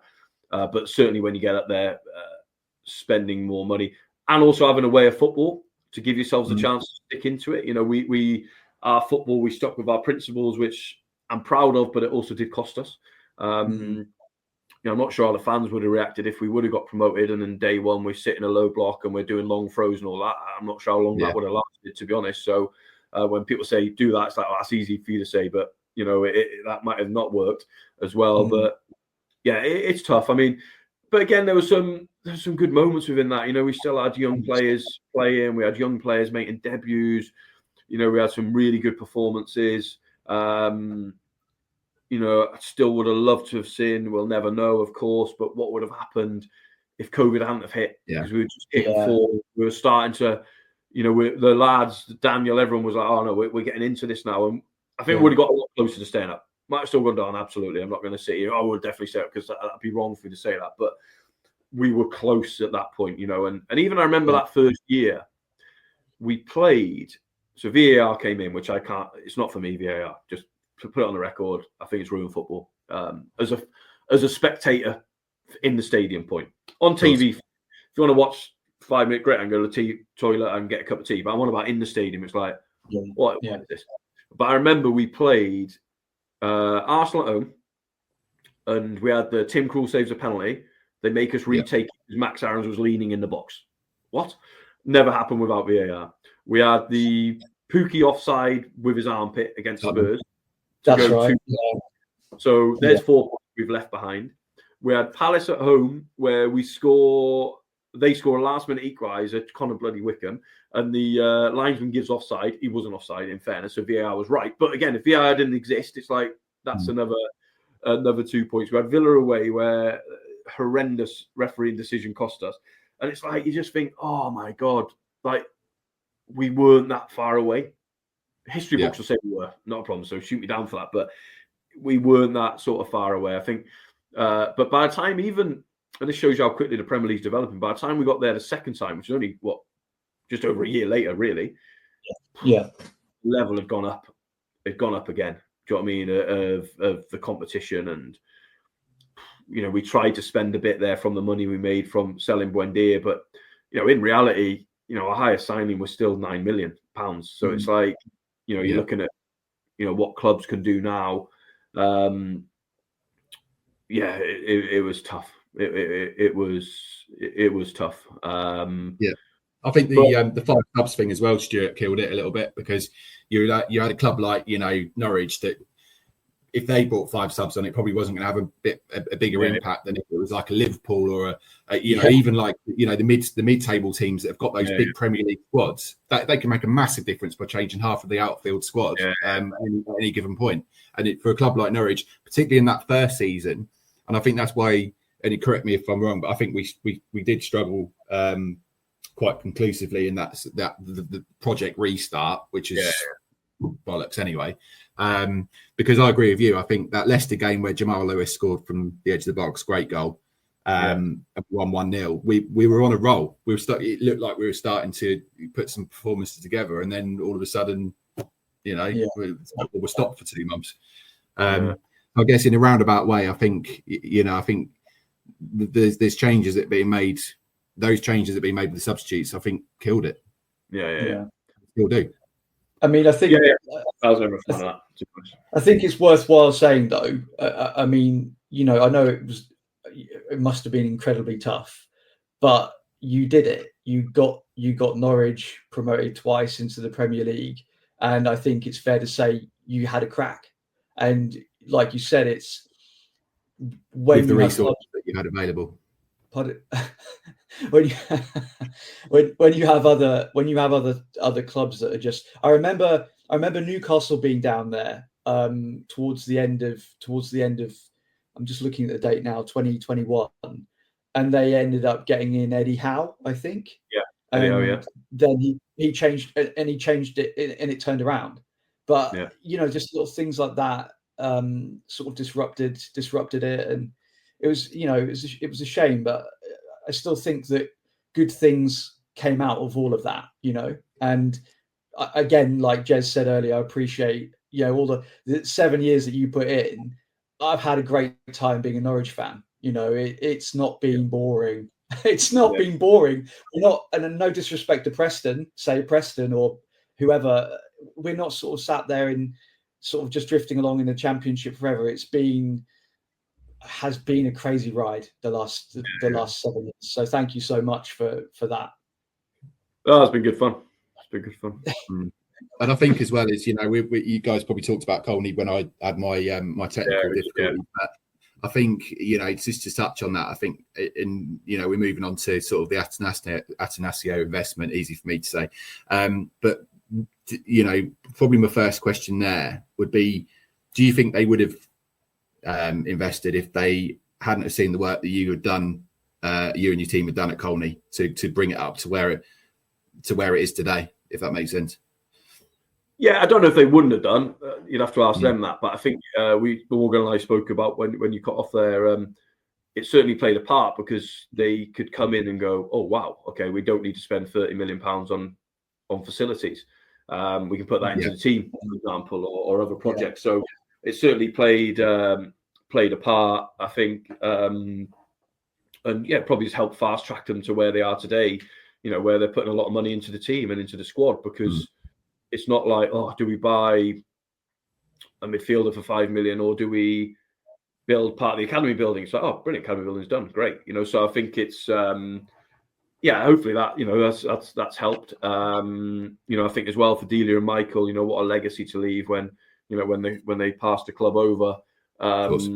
That they've left. The facilities are great. We had the women's team that we brought in house. They were always previously run sort of almost by the charity arm of the club. So we brought Flo Allen in and we moved them over to Colney as well. So literally all of the football was there. So in terms of like for Delia Michael's legacy, they've left a healthy championship club, amazing supporter base, top class facilities, trophies in the cabinet, academy pathway, loads of academy debut. Al and the women's team on board as well, which is great, and that was always part of the vision. So for the Atanosios to come in, hopefully they see it as a brilliant foundation for them to build on, and hopefully take the club to a level where we are in 5 years talking about like Brighton now or whatever. How amazing would that be? I mean, obviously that segues nicely into talking about Atanasio. What involvement did you have with that whole takeover?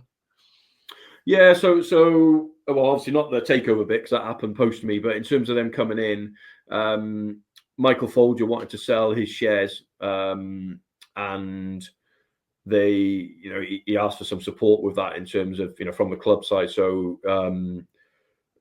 myself, Zoe, Anthony, went about basically looking about how do you get investment into a football club, and it led us to a number of groups of people that we ended up speaking to and interviewing, because the benefit we had with Michael, and this is testament to him as a Norwich fan and as a human, it wasn't about how much money he could get, because he could have got a lot more money by selling it to whoever. It was about, are they the right people and do they fit in with Delia and Michael and the club? And it would have been easier for him not to just have taken an extra whatever, and I don't give a, not my problem. But he wasn't like that, which is amazing.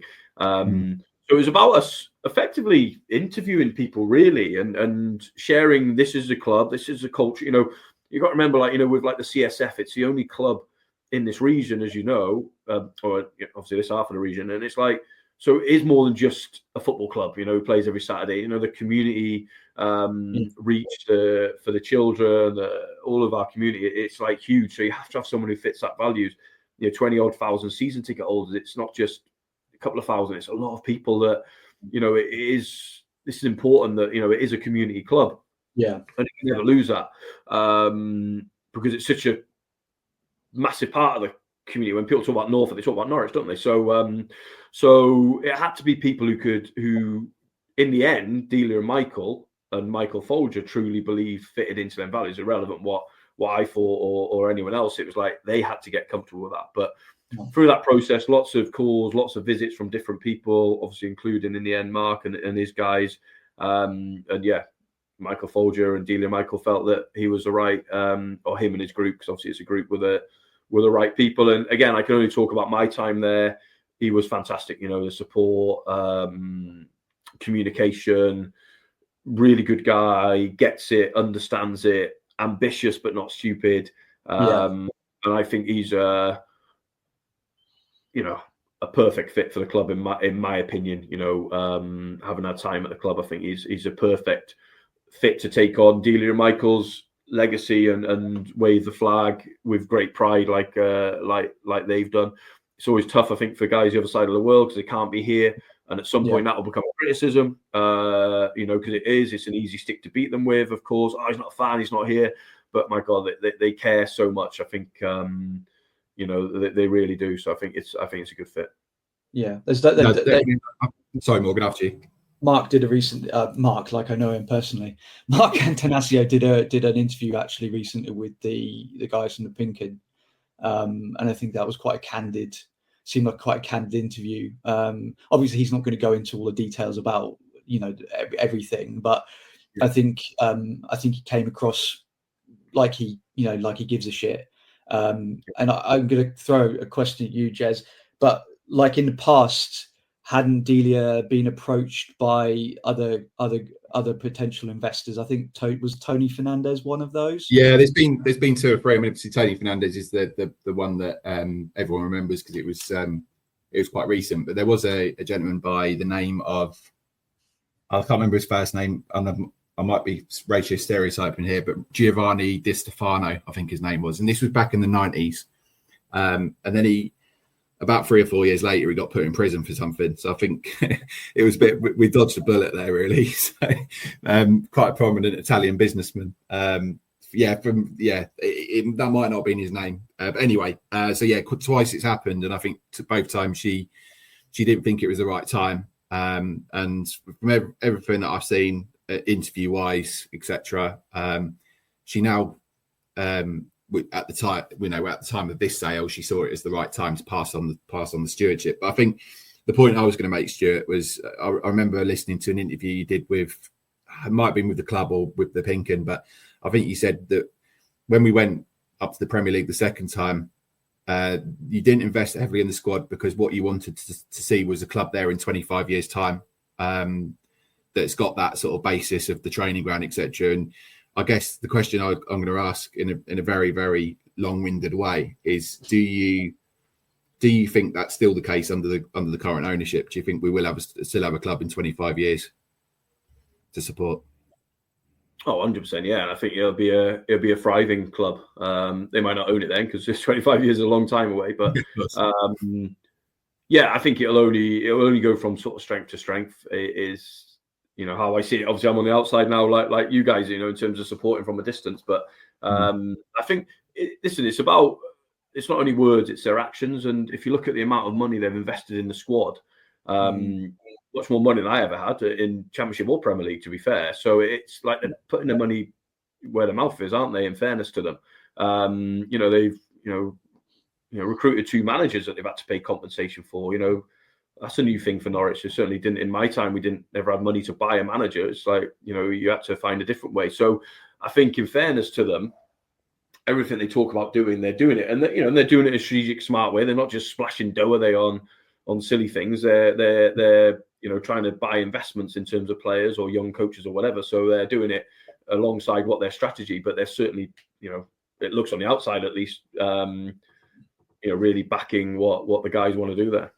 Yeah, absolutely. I mean, moving on then, perhaps, when did you sort of feel it was the right time to move on from your role at Norwich? And then what was the process like in selecting Ben Napper as your successor? Yeah, so I've been thinking about it for a little while. I was getting tired. I was approaching 40, and I was like, I want to climb Everest. And it was like, okay, I've got to make a decision here, really, for myself, not for anybody else, for myself. And then obviously got to make a decision to be fair to the club and to sort of Delia and Michael and all the staff. And that's what I made it. I made it a year out from the date I'd leave for Everest, because I had a year's notice period on my contract, so I had to give a year's notice. Couldn't just leave. So I went to see Delia and Michael at the house. I think they probably knew what was coming, because very rarely did I ring him and say I need to come to your house unless it was something serious, and there was nothing else bubbling at that time for them. So I rang Mark Atanosio and told him as well after I told Delia and Michael, and then we kept it very, very private in the club, because 1, they were still open to me changing my mind, and 2, it was like we were in the end of that season where we were still in the playoff hunt that time. We obviously had the bad injuries away at Blackburn when Hanley and Gibson got injured, and it really sort of hurt us, but we were still in that race. So I'm like, don't want to be announcing something now which could cause disruption to the end of the season. This end of the season is more important than me. So that's why we announced it in whenever we did, May or June, I think. It's certainly post the season.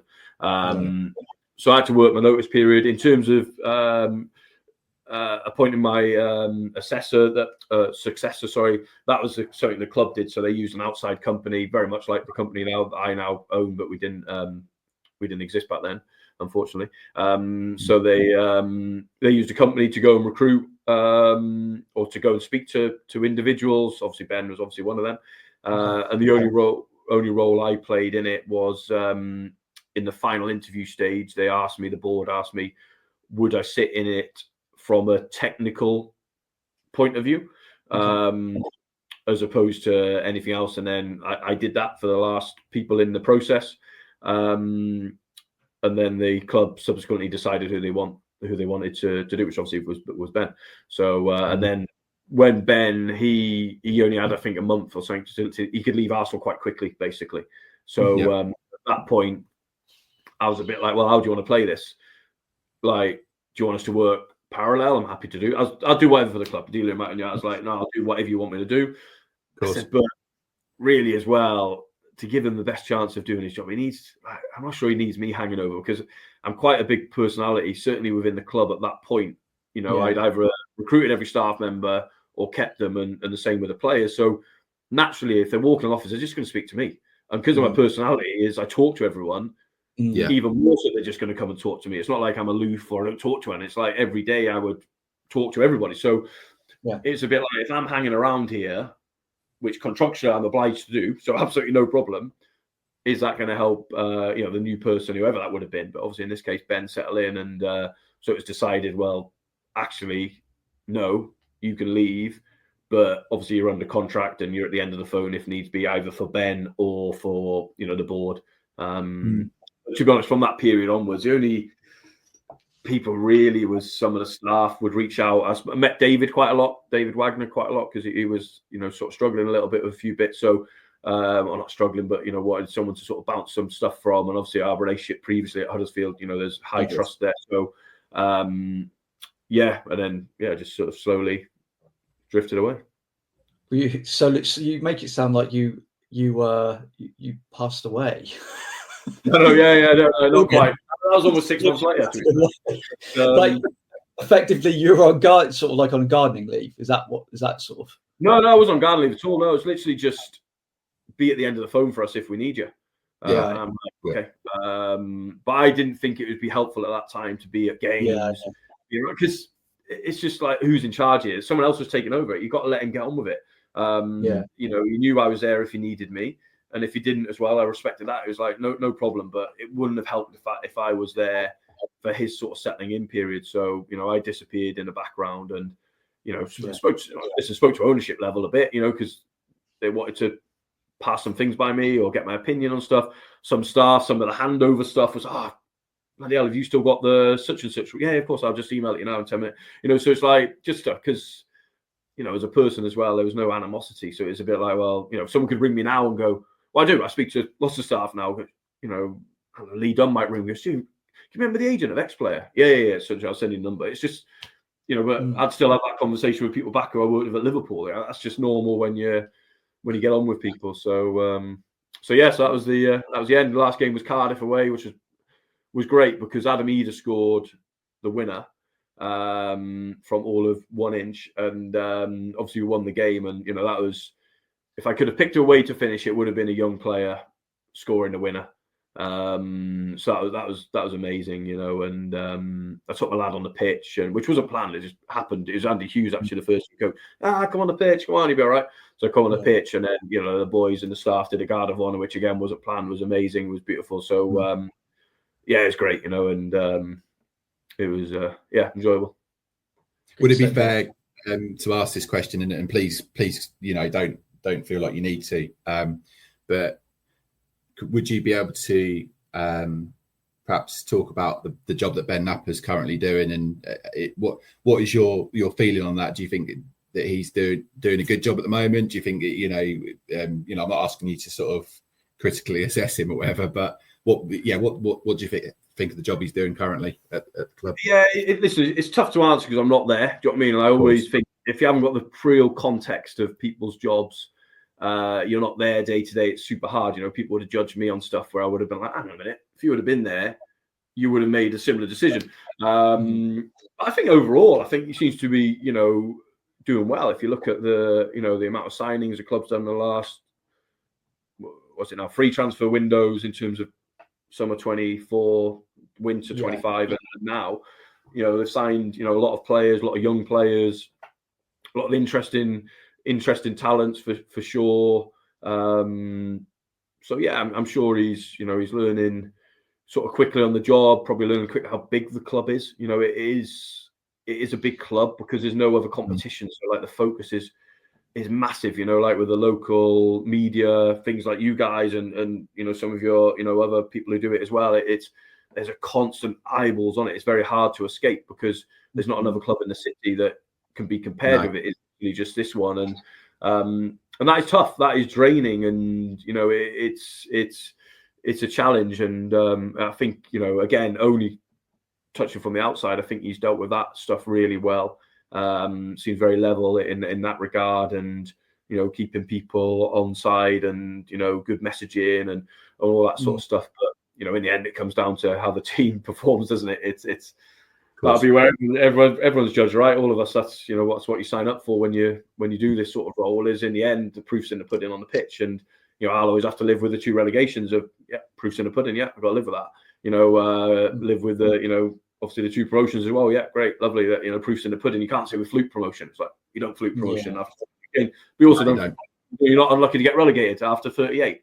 So it's like your sort of body of work is there to be assessed, and often it's a long time sort of after. I'm pretty sure my body of work will in 10 years will be looked back on critically, positively, somewhere in the middle, whatever it might be. Josh Sargent was the worst player ever.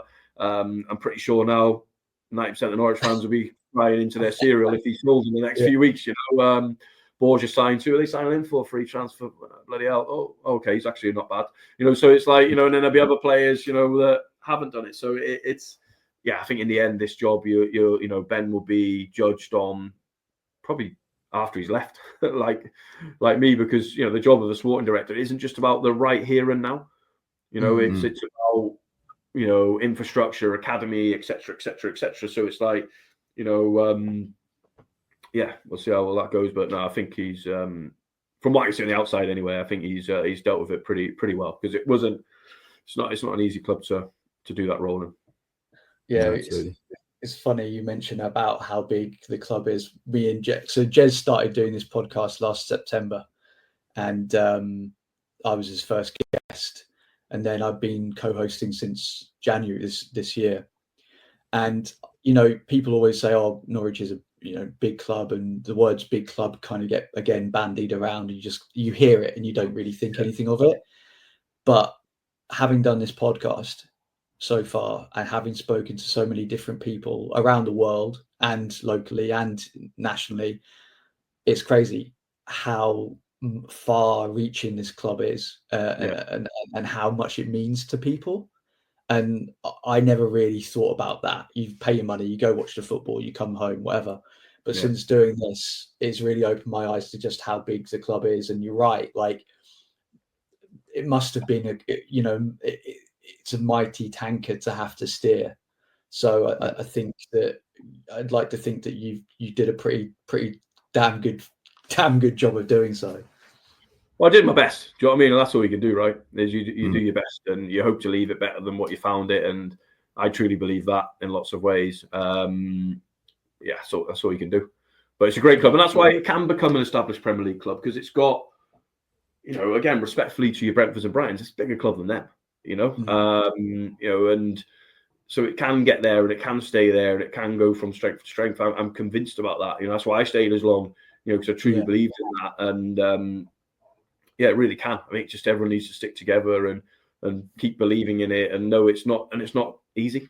So it's like there will be games where you lose. I might lose to Ipswich for the first time this year. It's like get over it is my suggestion. If that happens, it's like don't judge everything on that. Do you know what I mean? It's like come on, it's think bigger picture. And I know it's hard in the moment. Don't get me wrong, but it's like come on, something's happening that people are trying their best. You've got ownership investing now. There's great infrastructure there. There's top people. It's like, come on, let's get behind it. Definitely. Morgan, I think you've sort of covered about a few things that you might have done differently in the past. But I think now looking ahead, can you just describe what's the sort of what are you up to basically? What's the future hold for you right now? Yeah, so post Norwich was always a case of Everest, then take time out. So that was my plan. I always thought, didn't want to put a time frame on how long out, but certainly a year was in my head at that time, which is more or less what I did.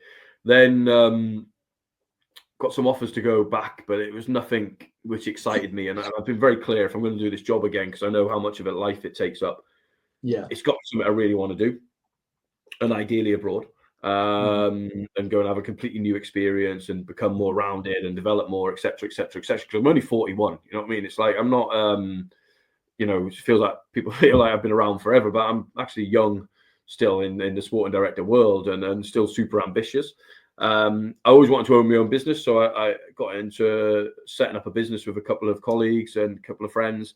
So really enjoyed doing that, which has been great. And whatever I do, that'll continue to be part of my life now, because it's really good fun. And we've done some really good work with some clubs and some people within clubs. So it's been sort of great to still be involved in football, if you like, but also not, caught up too much in the pressure of a Saturday afternoon. So yeah, we'll see what's next. I've got something very, very close happening in terms of a new club, which will be abroad. So I'm just literally waiting on something for that, and then hopefully in the next few weeks I can tell you what that is. But it's one I've been waiting for, and it's very different, and it's very, very sort of exciting. So it's fingers crossed nothing goes wrong with that, and then I'll be back having that experience. Cool. Do you want to just plug your business that you set up? Yeah, so we set up a company. It's called Bromby and Partners, because Lee Bromby, who actually had a loan spell at Norwich, he's on our wall in the link. So we named it after him because I didn't want my name on it, and nor did Darius, who we also do it with. So the company is Bromby and Partners, and basically it's a recruitment in sport company. So for example, a bit like the company that Norwich used to replace me with, an outside company to go and find the best talent available who could be interested in the role. So it's like that. So whether it's a physio, sports scientist, head coach, whatever. So it's a company for that. And then alongside it, we've been doing some consultancy bits for clubs. Maybe a couple needed support, just some process stuff around the transfer window. Others have needed some support around. We're thinking of going Cat 2 to Cat 1 academy. Could you do some benchmarking work for us? Could you do some, is that viable for us from a completely neutral point of view? Because obviously, let's say our academy staff saying, yeah, we must go Cat 1. But it's like, well, they might be saying that for their own egos of, I want to be a Cat 1 academy manager, as opposed to, is that the best thing for that football club in that area of the country that they're in? It's all sort of stuff like that. And like I say, it's been good fun because, you're having lots of conversations with owners and sporting directors and chief execs and stuff. It's been, enjoyed it really. That's brilliant. Really good. And if this job hadn't come up, I would have carried on just doing that. It certainly was, it ruled me out of going back, let's say, to a championship club. It was like, nah, I'd rather do the business than do that. Yeah, 100%. Right, it's come to that time, Stuart, where we hand over to Morgan for his random question of the week.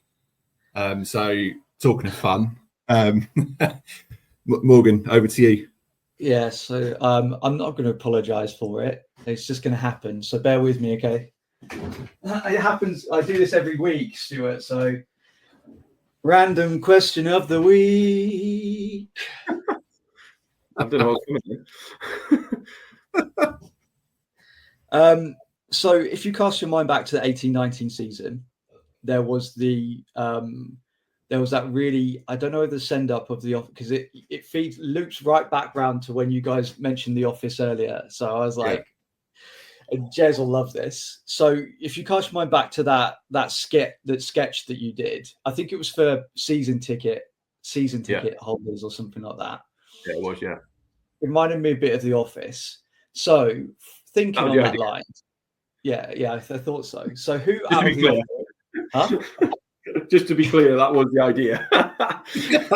It was very good. What character out of the office most represents yourself, and why? Oh God. Well, it's got to be David Brent, isn't it? Because to be honest, if you speak to anyone who's worked with me,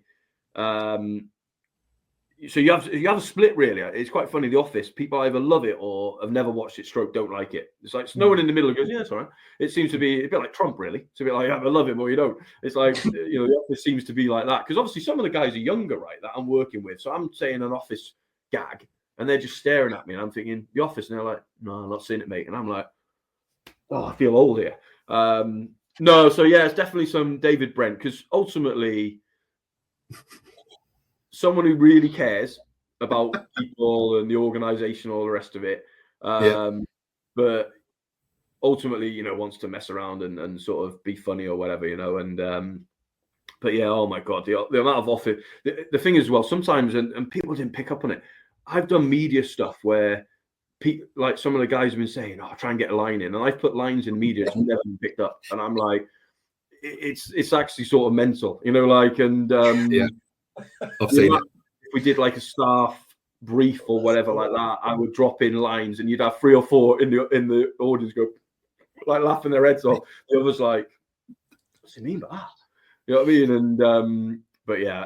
I mean, The Office. I absolutely love The Office. I love Ricky Gervais, David Brent, all that sort of stuff. It's just funny. But yeah, I mean, I'm probably not proud to say David Brent, but yeah, have to be. Did you take your Black Labrador to Colney after you left? Or? Yeah, Nelson, great man, great dog. Yeah. I went back and this isn't true, by the way, just for the benefit of the doubt. Pink and headline. I went back and said to Ben, "Here's a fella who nicked my job." Nah, I didn't want it anyway. And it's like, "You can't keep turning up here, Stuart." "Yeah, I can." It's like when they go in, "You need to call ahead." I'm not going to call ahead. Is he banned as well? Can he come in for a meeting?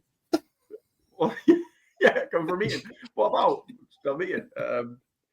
Yeah, it's funny. Yeah, the amount of times I've sat with people and gone like, "I don't give shitty jobs," and they're like, "What?" And it's like, if they get it, it's fine. And one of my someone else close to me in the academy loved it as well.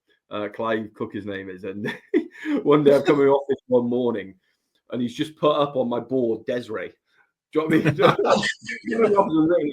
So I left it there forever, and every so often with like a player or whatever, I'd be like looking like that, Desiree, and he'd be like, "What?" And then actually above my head, I bet they've taken it down now because it would be above Ben's head. I had the Dolly Parton quote. To get to the rainbow, you got to put up with a rain with that, because obviously in the office they're like, which philosopher said that? Dolly Parton. Everyone thinks she's just a big pair of tits. So I had that quote above my thing, and it was amazing how many people were like, "Oh, it's really good," that, as if like some great philosophy. When you've you've got another club on the line and you're signing a player, how much we're talking? Yeah, what's the fun? Jez, I knew you'd love this one. Oh, it's amazing. I threw Jez a lie. I said I was going to ask you some kind of like really serious, deep question. So I was like, and I rethought about this last week, and I was like, "Nah, I'm going to ask him about The Office." And Jez will lose his mind. Yeah. The best bit of that. Go on, Stuart. Carry on. People like the club secretary Andy Blofeld, Phil, player liaison Phil Lithgow. Like they love it. Like, so I'd go in their office every day, and like Phil would be like, "Oi, no professionals," and I'd be like, "I'm not a professional." "Well, you bloody should be," and all it like it's just yeah, God, they were fun days. You know what I mean? And sometimes when it's hard, we went through, obviously like everyone else, but went through a pandemic, went through relegations and that. I do believe like humor helps you through things. I lost with a couple of other guys, a really close friend last week in Joey, and we have to talk about the funny stories of that. Do you know what I mean? Not the somber part of it. You've got to laugh your way through it, because it's as I used to say to people, like, "That's my version of a hug." That, do you know what I mean? Is taking the piss. It's like it's so yeah, you have to laugh, or else you take life too serious. It's over in it before we know it. So it's like we might as well have some fun and a laugh along the way. Yeah, you're going to ask me, aren't you, Morgan?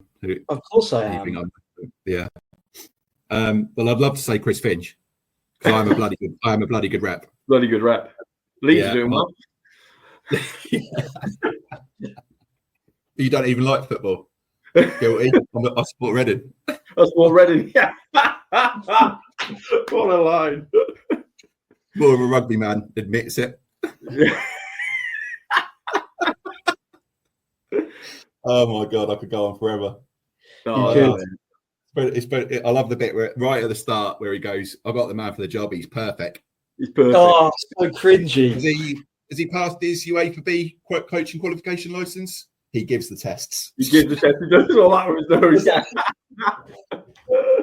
He's perfect. So, yeah, Chris Finch, but probably Gareth, if I'm being completely honest. Yeah. Probably. Yeah, territorial army and all that. Yeah. Assistant to the regional manager. Yeah. Assistant to the regional manager. Yeah. I don't know. I don't know, Jez. You've got elements of Brent in there as well, because the voice notes, Stuart, that Jez always ends up leaving me like for this his vanity project is always like he signs off doing like, go on, can you do it now? Do the voice. Meeting with Jennifer Taylor Clark present. Stop looking up a third. I wasn't. But yeah, that's that sort of vibe. Yeah, but no. Amazing. Who would you be, Morgan? Is the guy from Swindon called Neil? Because he's got that. He's got that really cool.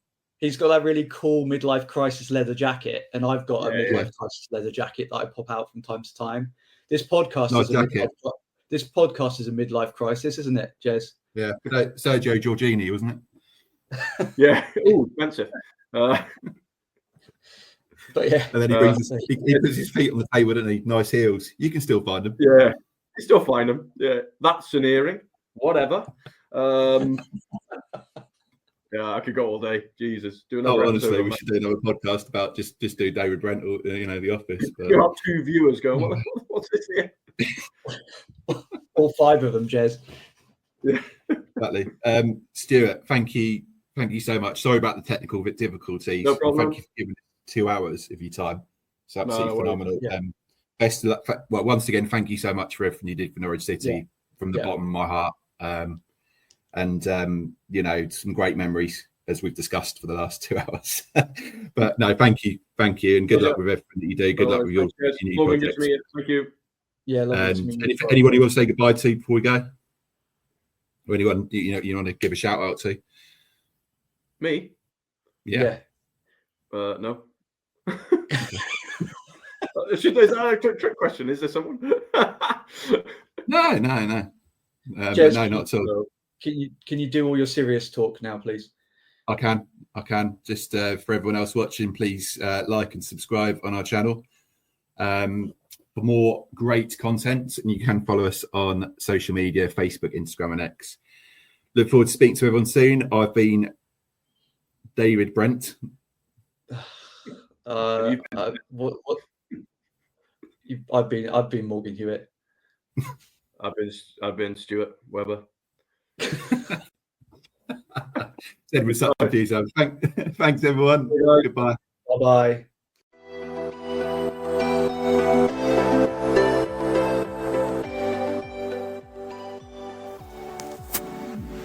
That's all for this episode of Beyond the Barclay. Thanks for listening and supporting the podcast.